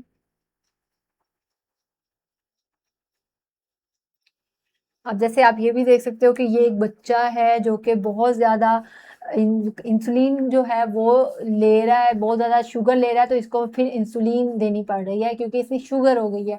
इंसु फिर उसके बाद इंसु जो है क्या कर रहा है, ये बहुत छोटा सा लग रहा है इंसु, तो इसके लिए ग्रोथ हार्मोन एक चूहा लेके आ रहा है जो कि इसकी चूहे ने अपने यूरिन से बना के इसको दिया। फिर उसके बाद हमारे पास इंसु जो है वो बड़ा ही वीक लग रहा है, तो इप्पू भाई आए हैं, इप्पू भाई ने उसको जाके एरिथ्रोपोइटिन दिया, जिसकी वजह से इसका एनीमिया ठीक हुआ। इसको बड़ी थकावट सी रहती थी, नींद आती रहती थी जैसे आपको आती रहती है। और फिर उसके बाद हमारे पास इंसु जो है उसके एकदम से ना एक जख्म हुआ और उसके ऊपर खून बंद नहीं हो रहा था। तो ये हमारे पास फैक्टर 8 जो है हमारे पास सुपरमैन, वो आए और उन्होंने उसका रोका, उसके ऊपर वो टेप लगाई और उसका एंटीथ्रोबिन जो था फैक्टर 8 लगाया, तो वो खून फिर उसका रुक गया। तो इसके उसका क्या ट्रीट हुआ, उसका हीमोफीलिया ट्रीट हुआ। फिर उसके बाद हमारे पास ये गोट थी, और गोट ने अपने मिल्क से क्या किया, गोट ने अपने मिल्क से एंटीथ्रोबिन 3 बनाया, जिसकी वजह से वो क्लॉट को बनने ही नहीं उसने दिया। फिर उसके बाद हमारे पास ये TPA जो था, उससे हमारे ब्लड में अगर कोई क्लॉट बन रहा था तो उसको ब्लड में क्लॉट को तोड़ रहा था। ठीक है। तो उसने क्या किया, ये हार्ट की वेसल्स में उसको तोड़ा है, और उसने हमारे पास हार्ट डिजीजेस में इसको हेल्प आउट किया है। फिर उसके बाद हमारे पास ये इंटरफिरोन है, ये जो कि वायरस के अटैक से लड़ रहे हैं। फिर उसके बाद हमारे पास ये टीयर्स हैं हमारे, और ये हमारे पास लंग्स हैं। यहाँ पे जो ह्यूमन लैक्टोफेरिन प्रोड्यूस होता है जो कि वायरसेस से और डिफरेंट इन्फेक्शन से हमें प्रोटेक्ट करता है। और उसके अलावा ये आप देख सकते हो कि ये कौन एक्टिवेट हुए हुए हैं, रेडियो आइसोटोप्स बना रहे हैं, और ये ट्यूमर सेल के ऊपर जाके वहाँ पर रेडियो आइसोटोप्स को डिलीवर कर रहे हैं। और ये ट्यूमर सेल बड़े परेशान हो रहे हैं कि हमारे साथ क्या हो गया। फिर उसके बाद ये हमारे पास सोयाबीन्स हैं। सोयाबीन क्या कर रहे हैं कि हेर्पेस वायरस के, जो जेनिटल हेर्पेस वायरस है, उससे जो है एंटीबॉडीज बना रहे हैं जो कि फाइट कर रही हैं इस जेनिटल हेर्पेस वायरस से। तो ये सारा इनका काम है। मोनोक्लोनल एंटीबॉडीज के बारे में अब जैसे कि हमने पढ़ा कि लेबोरेटरी में बनती हैं और ये एंटीजन स्पेसिफिक हैं। और ये हमने मोनोक्लोनल एंटीबॉडीज का पूरा एक चार्ट जो था वो हमने कर लिया था। इसके अलावा हमारे पास मोनोक्लोनल एंटीबॉडीज जो हैं वो इस कहाँ पर कौन से डिजीज में यूज़ हो रही है। कैंसर में भी हम इसको यूज़ कर रहे हैं, रेमेटाइड आर्थराइटिस में यूज़ कर रहे हैं, और मल्टीपल स्क्लेरोसिस में भी यूज़ कर रहे हैं। इसके अलावा वैक्सीन जो है, जो कि हमारे पास रिकॉम्बिनेंट डीएनए टेक्नोलॉजी से यूज़ कर रहे हैं, वो हमें प्रोटेक्शन किस किस के थ्रू दे रही है, किस किस के लिए दे रही है, जो कि हमने पहले भी पढ़ा था। इन्फ्लुएंजा था, हेपेटाइटिस बी था, ह्यूमन पैपिलोमा वायरस था, उसके अलावा हमने इन्फ्लुएंजा वायरस भी पढ़ा था, इन्फ्लुएंजा के अलावा कोविड-19 भी पढ़ा था, और हमने इसके अलावा मलेरिया भी पढ़ा था। ठीक है, तो ये सब डिजीजेस में वैक्सीन हमें हेल्प आउट कर रही है। और जीन थेरेपी के जो प्रोडक्ट्स हैं वो हमें जेनेटिक डिसऑर्डर्स को ट्रीट करने के लिए यूज हो रहे हैं, जो कि हमने जीन के थ्रू बनाए हैं। उसमें क्या होता है कि जो डिफेक्टिव जीन होता है उस थेरेपी में हम या तो उसे रिप्लेस कर देते हैं या फिर हम उसे रिपेयर कर देते हैं। तो ये आर की जो स्ट्रेटेजी है, थेरेपी है, हम उसे देते हैं या तो रिप्लेस कर देंगे या फिर उसको रिपेयर कर देंगे। तो अगर रिप्लेस नहीं हो पा, रिपेयर सबसे पहले करेंगे, अगर रिपेयर नहीं होता तो हम उसे रिप्लेस कर देंगे। अब जो डिजीजेज हैं जिनको हमने ट्रीट किया है इस जीन थेरेपी को यूज करते हुए, जिसमें हम डिफेक्टिव जीन को रिप्लेस या कर रहे हैं, तो उसमें सिस्टिक फाइब्रोसिस है, मस्कुलर डिस्ट्रॉफी है, और सिकल सेल एनीमिया है। तो ये 3 डिजीजेज हैं जिसको हमने जीन थेरेपी के थ्रू इसको हमने इसका क्योर निकाला है। सिस्टिक फाइब्रोसिस, मसल डिस्ट्रॉफी और सिकल सेल एनीमिया। ठीक हो गया, CMS, cystic fibrosis, muscular dystrophy, sickle cell anaemia. तो इसको आप इस तरह याद रखो कि therapy is given by cute mute silly Anna. ठीक है, तो ये जो इससे आपने इसको याद रखना है कि थेरेपी जो है उससे आपने याद रखना है कि जीन थेरेपी, और क्यूट से आपने याद रखना है सिस्टिक फाइब्रोसिस, म्यूट से आपने याद रखना है मस्कुलर डिस्ट्रॉफी, सिली से आपने याद रखना है सिकल सेल, एना से याद रखना है एनीमिया। तो थेरेपी कौन दे रहा है हमें? Cute, mute, silly, girl and Anna. इसके अलावा हमारे पास स्टेम सेल थेरेपी भी एक है। स्टेम सेल थेरेपी जो होती है उसको हम किस में यूज़ कर रहे हैं? उसको हम पार्किंसन डिजीज़ में यूज़ कर रहे हैं। ठीक है, अच्छा अब इसको ना आपने इस तरह मैं आपको ना इसको याद करने की एक ट्रिक बताती हूँ। स्टेम सेल थेरेपी को आपने याद रखना, स्टेम जो होती है आपने देखा कि स्टेम एक डंडे की तरह होती है। ठीक है, ये एक डंडा हमने बना दिया जो कि मेरा खराब हो गया है, और इसके आगे अगर इसको हम इस तरह का डंडा बना दें तो ये कौन सा डंडा बन गया? वो डंडा जो कि बूढ़े लोग इस्तेमाल करते हैं। तो आपने इस डंडे से याद रखना है कि जो बूढ़े लोग इस्तेमाल करते हैं ये डंडा, तो बूढ़े लोगों में पार्किंसन डिजीज होती है। ठीक है, एक तो आपने ये इससे पार्किंसन का नाम याद रख लिया स्टेम से। उसके अलावा हमारे पास आप ये देख सकते हो कि हमारी जो स्पाइनल कोड होती है वो भी इसी तरह की होती है। ठीक है, हमारी स्पाइनल कोड भी एक डंडे की तरह होती है। तो ये स्पाइनल कोड इंजरीज में भी हम स्टेम सेल को इस्तेमाल करेंगे। और इसके अलावा जो आपके पास डायबिटीज होती है, डायबिटीज जो है, जो कि आपके पास वो लोग जो शुगर बहुत ज्यादा खाते हैं उनमें होती है, तो वो भी एक स्टेम सेल थेरेपी के अंदर हम इसको यूज करेंगे। तो उसको भी आपने याद रखना है कि एक बूढ़े से अंकल थे, उनको एक तो स्पाइनल कोड डिजीज थी, पार्किंसन था, और डायबिटीज भी हुई हुई थी। तो इन तीनों के अंदर हम इसको यूज करते हैं। फिर उसके बाद जीन थेरेपी जो है उसका हमारा पर्पस क्या होता है कि हम डिफेक्टिव जीन को करेक्ट करें। उसमें हम क्या करते हैं कि इंसर्शन ऑफ डीएनए करते हैं, या फिर रिमूवल ऑफ डीएनए करेंगे, या मॉडिफिकेशन ऑफ डीएनए करेंगे। और इसमें हम क्या कर रहे हैं कि ट्रीट कर रहे हैं या प्रिवेंट कर रहे हैं डिजीज को। तो अप्रोचेस क्या हुई है हमारे पास कि जीन इंसर्शन की, नॉर्मल जीन जो होता है वो हमारे पास इंसर्ट करते हैं नॉन स्पेसिफिक लोकेशन पे, और हम रिप्लेस कर देते हैं नॉन फंक्शनल जीन को। फिर मोस्ट कॉमन अप्रोच जो है इसके लिए वो क्या है कि हम जीन इंसर्ट करें नॉन स्पेसिफिक लोकेशन पर। ये सबसे कॉमनेस्ट अप्रोच है। और एक उसके अलावा हमारे पास होमोलोगस रिकॉम्बिनेशन होता है, जिसमें एबनॉर्मल जीन को हम स्वैप करते हैं, उसको चेंज करते हैं, नॉर्मल रिप्लेस करते हैं उसको हम नॉर्मल जीन के साथ। किसके थ्रू करते हैं? होमोलोगस रिकॉम्बिनेशन के साथ। फिर उसके बाद सिलेक्टिव रिवर्स म्यूटेशन है, जिसमें हम क्या करते हैं? सिलेक्टिव रिवर्स म्यूटेशन में हम एबनॉर्मल जीन को रिपेयर करते हैं सिलेक्टिव रिवर्स म्यूटेशन के साथ, यानी उसको रिवर्स कर रहे हैं, हम उसको ब्रेक डाउन नहीं कर रहे। फिर उसके बाद हमारे पास है जीन एक्सप्रेशन रेगुलेशन, जिसमें हम रेगुलेशन करने हैं जीन एक्सप्रेशन की अल्टर्ड हुए हुए। अब ये हमारे पास टाइप्स हैं जीन थेरेपी की। एक हमारे पास इन विट्रो है, ठीक है, और एक हमारे पास इन विवो होता है। इन विट्रो जो होता है उसका मतलब ये होता है कि वो आप जो जीन है उसको बाहर निकाल रहे हो लेबोरेटरी में ट्रे के अंदर, और फिर उसको आप मॉडिफाई कर रहे हो, ठीक है।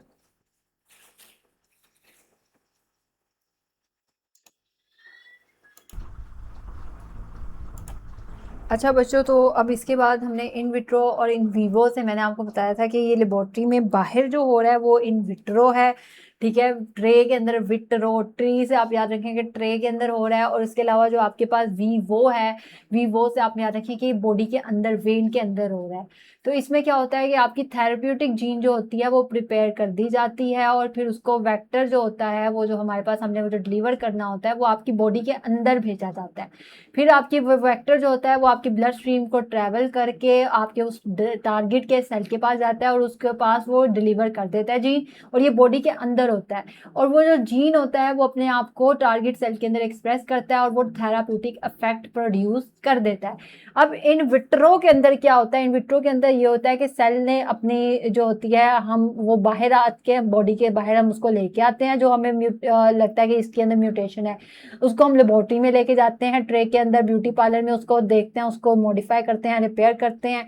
फिर उसके बाद उस मॉडिफाइड जीन को फिर हम बॉडी के अंदर दोबारा डाल देते हैं, और यहाँ से फिर उसको हम थेरेपी देते हैं, ठीक हो गया। तो यहाँ पर ये चीजें हो रही हैं, इन विवो बॉडी के अंदर हो रहा है और इन विट्रो बॉडी के बाहर हो रहा है। तो इन विट्रो में हम क्या करते हैं, जीन थेरेपी में हम सेल को मैनिपुलेट करते हैं आउटसाइड द बॉडी, और उसको फिर बाद में बॉडी के अंदर भेज देते हैं। तो ये उसके स्टेप्स है कि पेशेंट का आइसोलेट किया हमने बोन मैरो या ब्लड को, जहाँ पे भी मसला है, फिर उसको हमने मॉडिफाई किया सेल को यूजिंग अ वायरल वेक्टर, उसको एक वायरल वेक्टर को यूज करते हुए उसको मॉडिफाई किया। फिर उसके मॉडिफाई सेल को हमने एक्सपैंड किया, उसको एक फर्मेंटर के अंदर हमने रखा, और फिर उसको फिर वापस उस एक्सपेंडेड सेल को पेशेंट की बॉडी में वापस भेज दिया। इन विवो जीन थेरेपी में क्या होता है कि हम जीन को डायरेक्टली सेल के अंदर डालते हैं, बॉडी के अंदर, हम बाहर नहीं निकालते। और उसमें ये होता है कि जीन को हम डिलीवर करते हैं वायरल वेक्टर के थ्रू। जीन जो होता है एक्सप्रेस करता है, वो सेल के अंदर जाता है, फिर उसके बाद वो एक्सप्रेशन जो होती है वो प्रोटीन प्रोड्यूस करती है, और इस तरह उस पेशेंट का प्रोटीन प्रोडक्शन की वजह से ट्रीटमेंट हो जाता है। डिलीवर की, एक्सप्रेस हुई, फिर प्रोटीन बनी, और इस तरह वहाँ पर हमारे पास बन गया। तो ये हमारे पास अब नॉन वायरल जो ऑप्शंस हैं जीन डिलीवरी की वो क्या है हमारे पास। एक तो हमारे पास डायरेक्ट डीएनए इंट्रोडक्शन होता है, जिसमें हमारे पास क्या होता है कि डीएनए जो होता है, लार्ज अमाउंट का डीएनए इसमें रिक्वायर्ड होता है, और ये सिर्फ कुछ ही टिश्यू में एक्ट करता है, और उसको हम लिमिटेड एफिशिएंसी में लेके जाते हैं। और उसमें क्या होता है कि एड्रेस के बगैर ही पूरा ट्रक डीएनए का ना हम भेज देते हैं, तो कुछ को मिल जाता है, कुछ जो लेस रीचेबल टिश्यू होते हैं कुछ को नहीं मिलता। तो जो हम डिलीवरी करते हैं जीन की, उसमें एक तो ये होता है कि डायरेक्ट डीएनए का इंट्रोडक्शन हमने करा दिया है। फिर एक होता है लाइपोसोम के थ्रू, जिसमें हम एक सॉफ्ट बबल की टैक्सी बनाते हैं, और वो टैक्सी क्या करती है, वो एक लिपिड स्फेयर होती है जो कि थेराप्यूटिक मटेरियल को अपने अंदर लेके जा रही होती है, और वो सेल मेम्ब्रेन के, क्योंकि अब आपको पता है कि लिपिड बाइलेयर से बनी है, तो सेल मेम्ब्रेन को क्रॉस करती है। फिर वो डीएनए जो होता है वो पानी के साथ अपने पैसेंजर बन जाता है, और उसको साथ अपने जो टारगेट सेल है आपकी जो वॉल है उस वहां पे जाके फिर एक्ट कर देता है। डीएनए क्या था, उसने अपने पानी पैसेंजर के क्या किया, उसने वहां पे उसके साथ अंदर ले गया सेल मेम्ब्रेन, जो ऑयली वॉल थी वहां पे लाइपोसोम वाली टैक्सी बनकर डीएनए को वॉल क्रॉस करवाता है, ठीक हो गया। डीएनए क्योंकि ऑयली नहीं है, तो डीएनए को क्रॉस करवाने के लिए ये हमारे पास होगा, तो ये मेम्ब्रेन को क्रॉस करने के लिए जो स्पेसिफिक टारगेट सेल है उसके पास जाएगा। तो ये दो मेथड है हमारे पास जिससे हम डीएनए की डिलीवरी करते हैं, एक तो डायरेक्ट इंट्रोडक्शन होती है डीएनए की, और एक होती है liposome mediated gene transfer. Direct में क्या होता है कि हम उसको डीएनए को इंट्रोड्यूस करवाते हैं डायरेक्टली टारगेट सेल में। ये मेथड ना लिमिटेड होता है और ये सिर्फ कुछ ही टिश्यू तक जाता है और इसमें लार्ज अमाउंट डीएनए की हमें रिक्वायर्ड होती है। लाइपोसोम जो होता है ये आर्टिफिशियली लिक्विड स्फेयर होता है जो कि एक्वस इसकी कोर होती है, पानी भरा होता है इसमें और बाहर से ये लिपिड होता है और इसके थेराप्यूटिक डीएनए को ये कैरी करता है और ये डीएनए सेल मेम्ब्रेन से पास कर जाता है। तो ये हमने वो सब कुछ देखा था। अब हम जेनेटिक डिजीजेस की डिटेक्शन कैसे करते हैं और उनकी कैसे वो उसको हम ट्रीट करते हैं। तो उसके लिए सबसे पहले हमारे पास एक डिजीज़ है हीमोफीलिया और एक हमारे पास है एएलडी डिजीज़। इसको पहले हम इसका ये पढ़ते हैं जो कि यहाँ पे लिखे हुई हैं चीज़ें और फिर बाद में उसको देखेंगे। सबसे पहले हीमोफीलिया एक क्या डिसऑर्डर है जिसमें हमारा ब्लड जो होता है वो क्लॉट नहीं करता। क्लॉट कहते हैं वो जमता नहीं है। अब जैसे आपके अगर कोई कट लगा है तो आपने देखा होगा कि आपका ब्लड निकलता है और आहिस्ता आहिस्ता करके वो रुक जाता है, लेकिन जिनको हीमोफीलिया होगा उनका ब्लड निकलता रहेगा, वो रुकेगा नहीं। तो ये जो है हीमोफीलिया जो है इसका ट्रीटमेंट जो होता है वो हम कैसे करते हैं, इन वीवो जीन थेरेपी के थ्रू इसका ट्रीटमेंट करते हैं। फिर उस क्लॉटिंग फैक्टर जीन को हम डिलीवर करते हैं कहाँ पर, लीवर सेल के अंदर वायरल वेक्टर को यूज करते हुए। वायरल हमारे पास वायरस सिस्टीज के अंदर वेक्टर होता है और हमारा जो गोल होता है थेरेपी का वो ये होता है कि हम डिफेक्टिव जीन को रिप्लेस करें फंक्शनल जीन के साथ जो कि काम करता है, जो कि हमारे क्लॉट करेगा और उसके क्लॉटिंग फैक्टर्स को प्रोडक्शन को रिस्टोर करेगा। इसके अलावा फिर हमारे पास एड्रीनोल्यूकोडिस्ट्रोफी होती है। एड्रीनोल्यूकोडिस्ट्रोफी जो होती है एएलडी, वो क्या करती है, वो हमारे नर्वस सिस्टम पे इफेक्ट करती है और हमारी माइलिन शीथ की डिस्ट्रक्शन करती है। अब आप में से जिसने नर्वस सिस्टम का लेक्चर लिया हुआ है उसको पता होगा कि ये हमारी माइलिन शीथ होती है और इसकी वजह से हमारी इंपल्स इससे जंप करके जाती है और हमारी इंपल्स जो होती है वो फास्टली डिलीवर होती है।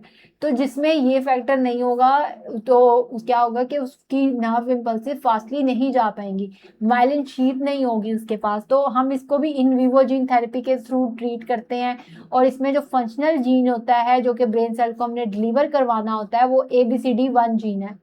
ठीक है, ALD में कौन सा जीन है, ABCD1 जीन। तो अब हम यहाँ पर देखते हैं कि यहाँ पे आपके लीवर सेल्स हैं, लीवर की क्लॉटिंग फैक्ट्री है, इसने हमारे पास बनाने हैं हमारे पास फैक्टर क्लॉटिंग फैक्टर 8।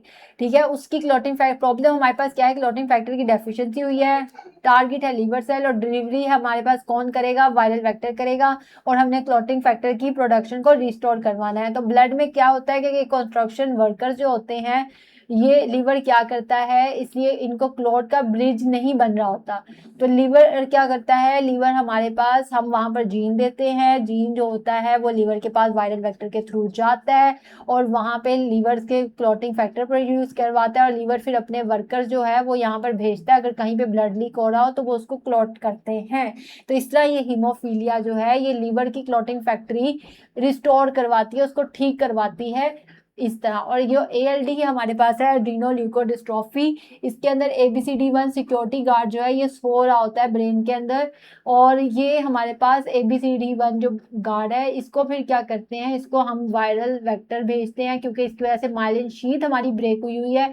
तो ये क्या करते हैं कि ब्रेन जो होता है, ब्रेन तक हम वायरल वेक्टर भेजते हैं जो हमने प्रोड्यूस किया स्टेम सेल से पेशेंट के लेकर और उसको फिर उस वहाँ पर वो जीन उसके अंदर इंसर्ट कर देते हैं वायरस के अंदर जाके और वायरस यहाँ पे जाके ब्रेन के पास अपनी वो डिलीवरी करता है और उसको जो है क्या हमारे पास जो माइलिन शीट जो खराब हुई है, जो गार्ड सो रहा है, उसको उठा के वो ABCD जीन जो होता है उसको फंक्शनल बनवाता है।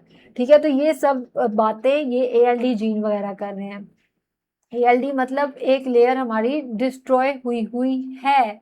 और इसके अलावा ये बात याद रखें कि ALD का ट्रीटमेंट जो है इसमें हमारे पास हम ऐसा नहीं होता कि वेक्टर को इंजेक्ट कर देते हैं ब्रेन सेल के अंदर डायरेक्टली, नहीं, हम पेशेंट के अपने ब्लड फॉर्मिंग स्टेम सेल्स के अंदर इसको भेजते हैं जो कि genetically modified outside the body होता है और उसको फिर हम रिटर्न करते हैं बॉडी के अंदर। तो ठीक है, यहाँ पर ये काम होता है, हम ब्रेन सेल को नहीं देते, वो हम उसके स्टेम सेल को देते हैं जिन्होंने जाके ब्रेन सेल के पास जाना होता है। फिर उसके बाद हमारे पास इसका गोल क्या होता है एड्रीनोल्यूकोडिस्ट्रोफी का, वो क्या था कि उसने डिफेक्टिव जीन को फंक्शनल जीन के साथ रिप्लेस करना है, इसमें ABCD1 प्रोटीन प्रोड्यूस करनी है और डिस्ट्रक्शन न्यूरॉन की माइलिन शीथ की उसको प्रिवेंट करना है। इसके बाद हमारे पास सिस्टिक फाइब्रोसिस है। सिस्टिक फाइब्रोसिस एक जेनेटिक डिसऑर्डर है जिसमें किस जीन में म्यूटेशन आ जाता है, CFTR सिस्टिक फाइब्रोसिस ट्रांसमेम्ब्रेन या फिर इसका ट्रांसफर एक जीन है हमारे पास, और इसकी एब्सेंस, इसमें या तो म्यूटेशन हो जाएगी या फिर इसकी एब्सेंस होगी, तो फिर हम इसको कहेंगे ये सिस्टिक फाइब्रोसिस है। और इसकी वजह से इसको भी हम इन वीवो यानी वेन में इसकी जीन थेरेपी देते हैं, बॉडी से बाहर इसको हम नहीं निकालते। सबसे पहले आप क्या करते हैं, CFTR जीन को हम डिलीवर करते हैं लंग्स के अंदर by a viral vector virus के थ्रू, और वहाँ पे हम लाइपोसोम को स्प्रे करते हैं नोस्ट्रिल के अंदर। तो सबसे पहले क्या होता है कि ये हमारे CFTR गेट्स हैं, और ट्रैफिक पुलिस जो होती है वो क्या करती है कि हमारे यहाँ पे क्लोराइड चैनल जो है हमारे पास, वहाँ पे CFTR जो गेट्स होते हैं उनको पास करवाती है। ठीक हो गया है, जो CFTR जीन होती है। और जो क्लोराइड कार्स होती हैं वो पास करती हैं, और वाटर बसेस फिर फ्लो कर रही होती हैं यहाँ पर।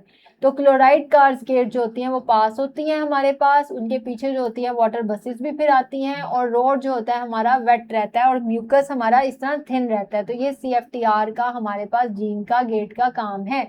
अब क्या होगा कि जब आपके पास CFTR गेट जो है ये इसमें डिफेक्ट होगा तो ये बंद हो जाएगा, तो आपके पास ना क्लोराइड कार्स आएंगी, ना वाटर बसेस आएंगी, और आपका जो रोड होगा वो ड्राई रहेगा, एयरवे और ग्लैंड्स जो होंगे वो आपके ब्लॉक्ड हो जाएंगे, आपका जो बैक्टीरिया होगा वो जैम हो जाएगा, आपके सब कुछ यहाँ पे आके बैक्टीरिया अपना एक तो ठिकाना बना लेंगे, अपनी कॉलोनी बना लेंगे, और इस तरह आपके इन्फेक्शन हो जाएगा। तो आपकी सिक्रीशंस जो करवा रहा होता है CFTR जीन, वो म्यूकस की सिक्रीशन करवाता है, स्वेट की, तो स्लाइवा की, टीयर्स की और डाइजेस्टिव एंजाइम की, और ये नहीं होगा तो इनकी सिक्रीशन इफेक्ट होगी। आपका म्यूकस जो होता है वो थिक की म्यूकस बनेगा और वो एयरवेज को ब्लॉक कर देगा। इसके नतीजे में आपके मेनली इफेक्ट कहाँ पे पड़ेगा, आपकी लंग्स पे इफेक्ट पड़ेगा, आपको कफिंग होगी, इन्फेक्शन होगा, ब्रीदिंग प्रॉब्लम्स होंगी, फिर उसके अलावा आपके पेंक्रियास पे इफेक्ट होगा, आपका डाइजेस्टिव एंजाइम ब्लॉक हो जाएंगे, पुअर डाइजेशन होगी और पुअर ग्रोथ हो जाएगी। और अदर जो आपके इफेक्ट हैं उसमें सॉल्टी आपका स्वेट होगा, पुअर वेट गेन होगा, आपका फूड फैटी स्टूल आपको आएंगे, मेल इनफर्टिलिटी हो सकती है और नेजल पॉलिप्स भी बन सकते हैं। तो ये हमारे पास इस सब के साइड इफेक्ट हैं।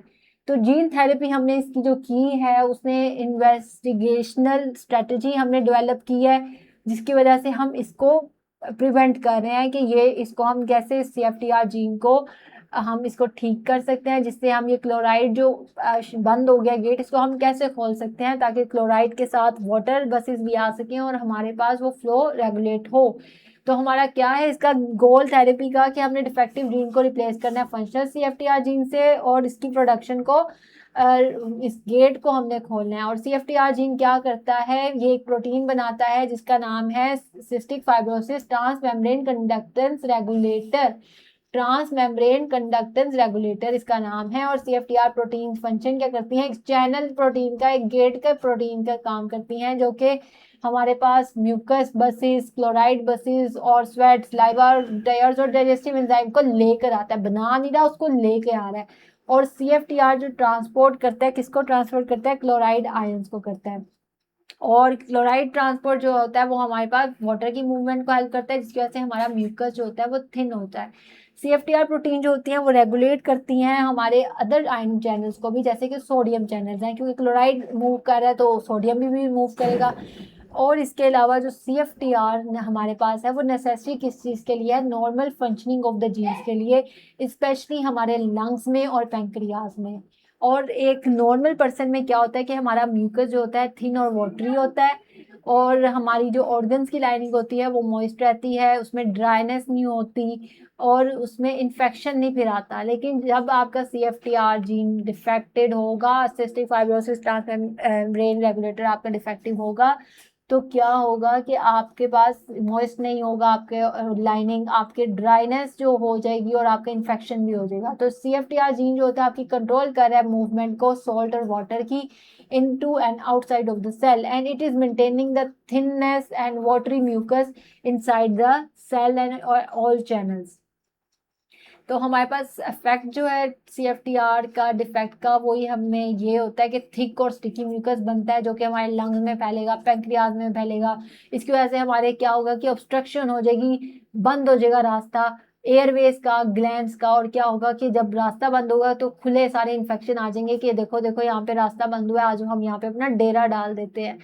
तो यहाँ पे फिर हमारे पास इस तरह ये सब कुछ सिस्टिक फाइब्रोसिस में होता है। फिर उसके बाद हमारे पास अलग आगे वाली जो अगली डिजीज है जो है वो severe combined immuno deficiency syndrome है, स्किड। इसमें क्या होता है कि हमारी जो आर्मी है, अब इम्यूनो डेफिशिएंसी आपको पता है कि हमारी आर्मी को कहते हैं जो कि हमारी बॉडी को प्रोटेक्ट करते हैं, वो हमारी आर्मी ही एब्सेंट है, वो डेवलप नहीं हुई। तो स्किड जो है यहाँ पर इसका लिंक है हमारे एक डेफिशिएंसी के साथ, ADA की डेफिशिएंसी के साथ, जिसकी वजह से हमारे पास T और B सेल्स जो हैं उनकी मैचुरेशन इम्पेयर्ड हो जाती है। ठीक है, तो अब ये हमारा जो ADA एंजाइम है उसके मिसिंग होने की वजह से हमारे T सेल और B सेल जो सोल्जर्स हैं वो मेच्योर नहीं होते, उनकी ट्रेनिंग नहीं हो पाती। तो क्या होता है कि इन जो T सेल सोल्जर्स हैं वो B सेल सोल्जर्स वो इमेच्योर रहेंगे, बच्चे बच्चे रहेंगे। तो जब कोई इन्फेक्शन आएगा तो आर्मी हमारी वीक होगी, तो इन्फेक्शन पर अटैक नहीं कर पाएगी। इन्फेक्शन ज़्यादा तगड़े हैं और ये बच्चे हैं तो मुकाबला नहीं कर पाएंगी। तो हमारी जो आर्मी डेवलपमेंट है वो एब्सेंट है हमारे पास ADA जीन। तो इसके लिए अब क्या करते हैं कि हम एक्स वीवो हमारे पास जो थेरेपी है ADA की, उसमें हम सेल्स को, स्टेम सेल को बॉडी के बाहर निकालते हैं। फिर उसके बाद ADA की हम सेल को फंक्शनली ADA जीन की रेसिपी देते हैं, ADA जो जीन होता है। फिर उसको हम ADA को एक्टिव करते हैं और T सेल और B सेल सोल्जर्स को मैच्योर करवाते हैं। और फिर हम उसके हेल्दी और स्ट्रॉन्ग सोल्जर्स को वेरीफाई करते हैं कि अब ये वेरीफाई हो गए हैं या नहीं हुए। और फिर बाद में हम उसको सेल के अंदर, बॉडी के अंदर वापस भेज देते हैं ताकि वो जाकर अपना एक्शन कर सकें और इन सोल्जर्स को, B सेल और T सेल को स्ट्रॉन्ग कर सकें, उनको मेच्योर कर सके। ठीक है, तो स्किड में क्या होता है कि आपके पास एडिनोसिन डायअमाइनेज जो होता है ये एंजाइम एब्सेंट होता है, जिसकी वजह से आपकी मेच्योरेशन नहीं होती T सेल और B सेल्स की। ADA आपका एब्सेंट होगा, एडिनोसिन डायअमाइनेज। और स्किड जो होता है इसको हम एक्स वीवो या फिर विट्रो जीन थेरेपी देते हैं। मेथड जो यूज होते हैं उसमें क्या होता है कि हम बोन मैरो में स्टेम सेल्स होते हैं, वहां से उसको रिमूव करते हैं, सेल को इन्फेक्ट करते हैं रेट्रोवायरसेस के थ्रू, और फिर मॉडिफाइड जो सेल होते हैं उसको हम क्या कर देते हैं, हम रिटर्न कर देते हैं पेशेंट की बॉडी में। अब यहाँ पे वायरसेस इसलिए यूज होते हैं क्योंकि आपको पता है कि वायरसेस हमारी DNA की उसको अल्टर करके, उसको चेंज करके वहाँ पे इन्फेक्शन वगैरह कॉज करते हैं। तो हम उस वायरसेस के DNA के अंदर उसका DNA डाल देंगे ताकि वायरसेस हमारी बॉडी में जब जाएं तो उस जीन को रिप्लेस करके हमारे वाला जीन जो नॉर्मल जीन हमने बनाया वो उसमें डाल दें। उसके बाद हमारे पास फेमिलाइल हाइपर कोलेस्ट्रीनिया है। उसमें क्या होता है कि आपके पास ब्लड में LDL जो है, लो LDL जो कार्स हैं जो हमारे पास वो मूव कर रही होती हैं वो उनके और लीवर पार्किंग एरिया जो था वो हमारे पास जो है वो बहुत वहां पर उसको एक्ट नहीं होने दे रहा, वहां पर उसको आने नहीं दे रहा। तो हमारे पास LDL रिसेप्टर्स जो हैं, हमारे पास सबसे पहले क्या है कि लीवर की पार्किंग एरिया है, LDL रिसेप्टर्स भी हैं, पार्किंग गेट्स भी हैं। लेकिन हमारे पास क्या है कि LDL तो बहुत ज़्यादा है, कार्स बहुत ज़्यादा है, लेकिन पार्किंग एरिया रिसेप्टर्स जो हैं वो हमारे पास ब्लॉक हो गए हैं, वो उनकी एंट्री लीवर में नहीं होने दे रहे। तो ये होता है हमारे पास फेमिलाइल हाइपरकोलेस्ट्रेलेमिया। इसमें क्या होता है कि हमारे पास कार्स हैं, LDL हैं, लेकिन अब LDL का मतलब होता है लो डेंसिटी लिपिड। ठीक है, लो डेंसिटी लिपोप्रोटीन्स इसको कहते हैं। और अगर इसकी आपको मैं बताती हूँ, पहले थोड़ा सा आउट ऑफ द सिलेबस जाती हैं। लो डेंसिटी लिपोप्रोटीन जो होती हैं अगर ये आपके ब्लड में रहे ना तो ये आपके ब्लड में हार्ट अटैक करवा सकते हैं, क्योंकि ये हमारी बॉडी के लिए अच्छे लिपिड्स नहीं है। ठीक है, तो ये क्या होता है कि इसमें ये आपका लीवर एक्सेप्ट नहीं कर रहा होता इनको, और क्या होता है कि ये फिर बाहर घूमने लग जाता है। बाहर जब ब्लड में घूमेंगे तो इधर उधर अपनी पार्किंग यहाँ पर कर देंगे, जब पार्किंग इधर करेंगे तो ब्लड के गुजरने का रास्ता ब्लॉक करेंगे। तो इस तरह यहाँ पर ये सब कुछ हो रहा होता है, जिसमें हाइपर कोलेस्ट्रॉल जो होता है हमारे ब्लड में फिर हमें शो हो रहा होता है। तो इसमें फिर हम कहते इसकी क्या करते हैं कि हम इसके अंदर लीवर सेल्स को निकालते हैं, क्योंकि लीवर सेल्स काम नहीं कर रहे, वहाँ पे एलडीएल रिसेप्टर उसके काम नहीं कर रहे। और उसमें फिर हम रेट्रो वायरस जो होता है वो फंक्शनल रिसेप्टर जीन को उसके अंदर प्रोड्यूस करता है उन लीवर सेल्स के अंदर। वो लीवर सेल जो होते हैं उन मॉडिफाइड सेल को एलडीएल रिसेप्टर जो है वो बनाते हैं, और वो फिर हम लीवर को वापस दे देते हैं। इस तरह वो एलडीएल की जो पार्किंग उसने ब्लॉक की हुई है वो पार्किंग वो कंटिन्यू कर देता है। ठीक हो गया। तो इसमें क्या होता है कि हमारे पास एलडीएल के जो लीवर के पास रिसेप्टर हैं वो ब्लॉक हुए हुए हैं और ये एलडीएल को एक्सेप्ट नहीं कर रहे, तो हम लीवर सेल्स निकालते हैं उसके अंदर फिर रेट्रोवायरस जो होता है उसको हम वो देते हैं फंक्शनल जो हमारे पास है जीन, और फिर वहां से वो प्रोड्यूस करके उसको फिर हम बॉडी के अंदर डाल देते हैं। फेमिलाइल हाइपोक्लोरेस्टेरोलिमिया में क्या होता है कि लीवर सेल जो होते हैं उनके पास रिसेप्टर्स नहीं होते, और फिर उसके बाद एलडीएल रिसेप्टर्स नहीं होते उसके पास, तो वो फिर हम उसको ट्रीट कैसे करते हैं, एक्स वीवो जीन थेरेपी से या फिर इन विट्रो। विट्रो का मतलब है कि बाहरी निकालें, तो ये नो वर्ड्स आपके यूज हो सकते हैं। तो मेथड क्या यूज होता है कि लीवर सेल्स को हम वहां से काट रहे हैं और सेल को फिर रेट्रोवायरस से हम इन्फेक्ट करवाते हैं और वहां पे जीन थेरेपी होती है। इसके अलावा जेनेटिक काउंसलिंग जो होती है वो हमें हेल्प आउट करती है लोगों को इस चीज़ को अंडरस्टैंड और मैनेज करने के लिए कि जेनेटिक रिस्क आपका होगा कितना होगा और आप उसको कैसे मैनेज कर सकते हो। तो ये हम जेनेटिक काउंसलिंग इसके अंदर करते हैं, और इसमें क्या होता है कि हम फैमिली की हिस्ट्री देखते हैं।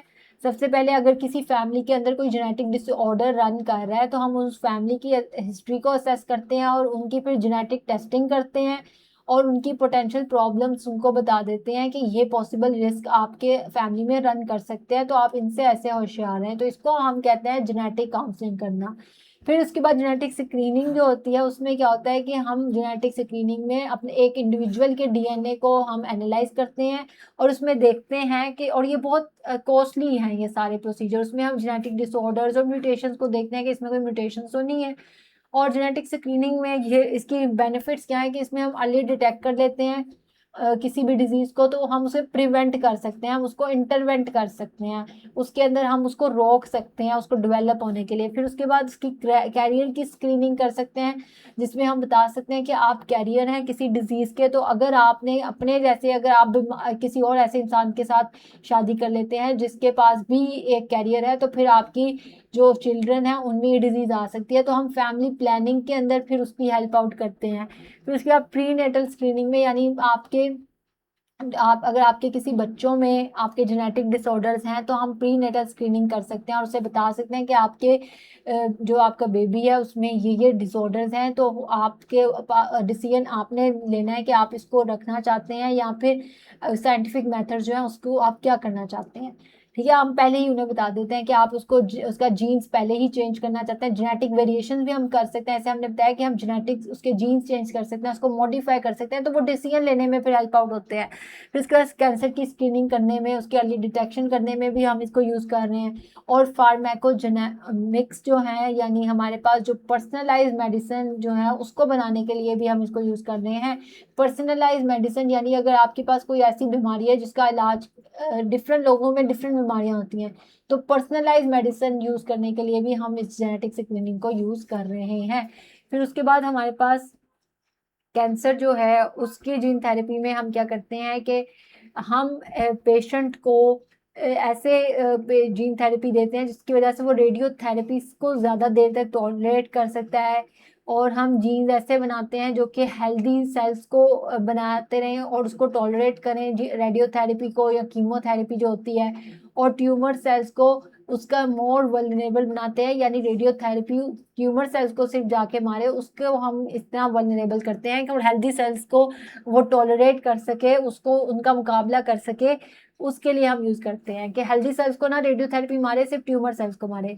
तो इसके अलावा हमारे पास एक बायोटेक्नोलॉजी की अभी हमने एक मूवी बनाई थी, आपने भी जो देखी है, कि उसमें सबसे पहले हमने बताया कि 4 वैक्सीन की टाइप्स हैं, जिसमें हमने बताया था कि लाइफ एटीन्यूएटेड है, उसके अलावा आपके पास डेड वैक्सीन है, उसके अलावा आपके पास डेड के अलावा हमारे पास टॉक्सोइड वैक्सीन और सब यूनिट थे। तो 4 सब यूनिट थे, 3 शेफ थे जिसको हमने मैप के नाम से यूज किया था, मोनोक्लोनल एंटीबॉडीज। उसके अलावा हमारे पास कॉपी ऑफ डीएनए जिसको हम यूज करते थे, और उसके अलावा एंटीजन के अंदर, और उसके अलावा हमारे पास जो पी था पेप्टाइड था। 5 फैक्ट्री स्टेप्स थे जो कि हमने यूज किए थे स्टेप के तौर पे कि हम क्या क्या कर रहे हैं, और 9 मैरिज स्टेप्स हमने पढ़े हैं जो कि हाइब्रोडिनोमा की प्रोडक्शन करवा रहे थे, जिसमें हम डी सेल्स और माइलोमा, मिस्टर माइलोमा की हमने शादी भी करवाई थी। फिर उसके बाद हमने 100 to 1000 लेटर्स के बारे में पढ़ा था कि प्रॉप की लेंथ है। ठीक हो गया। अब हमारे पास कुछ टाइमलाइंस हैं जो कि आपकी बुक में नहीं गिवन, लेकिन बायोटेक्नोलॉजी के चैप्टर के लिए आपको पता होनी चाहिए। सबसे पहले हमारे पास डीएनए पीसीस की फर्स्ट लेबोरेटरी में जो शादी करवाई थी, उनका कॉम्बिनेशन करवाया था डीएनए का, वो 1972 में कराया था। आपने डेट्स याद रखनी है, 72, 75, 82 एंड 90। ठीक है। उसके अलावा हमारे पास मोनोक्लोनल एंटीबॉडी की जो टेक्निक थी, ये आर्मी कैसे पैदा हुई, इसको 1975 में इसको बनाया गया था हाइब्रिडोनोमा को, और ये किसने बनाया था, कॉलर और मिलस्टीन ने। ठीक है। मिलस्टीन और कॉलर ने मिलके हाइब्रिडोनोमा बनाए थे, मोनोक्लोनल एंटीबॉडी टेक्निक डेवलप की थी। फिर 1982 में हमारे पास सबसे पहले इंसुलिन जो था, इंसुलिन को एफडीए ने प्रूव किया था, इंसुलिन बनाई थी सबसे पहले 1982 में, इंसुलिन की फैक्ट्री तैयार की थी हमने बैक्टीरिया के थ्रू। फिर उसके बाद 1990 के अंदर हमने ह्यूमन जीन थेरेपी का ट्रायल जो था, सबसे पहला ट्रायल इसके अंदर जो कि हमने किया था एडीएस किड के लिए, उसको हमने शुरू किया था। तो ये कुछ चीज़ें हैं जो कि आपने याद रखनी हैं। 72 में डीएनए की हमने शादी करवाई थी, 75 में हमने एंटीबॉडीज के बच्चे यानी हाइब्रोडिनोमा करवाया था, फिर 82 में हमने इंसुलिन की शॉप खोल ली थी, और 90 के अंदर हमने पूरा जीन का हॉस्पिटल तैयार कर लिया था। फर्स्ट ह्यूमन जीन थेरेपी हमने की थी, रिकॉम्बिनेंट इंसुलिन बनाए थे, और फिर उसके बाद हमने हाइब्रोडिनोमा के बच्चे पैदा करवाए थे, और यहाँ पे इनकी रिकॉम्बिनेंट डीएनए की शादी करवाई थी।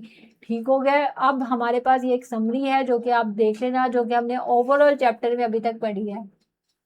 तो आई होप कि आपको ये चैप्टर अभी तक बहुत अच्छा याद हो गया होगा। फिर मिलते हैं आपसे अपने नेक्स्ट चैप्टर के अंदर।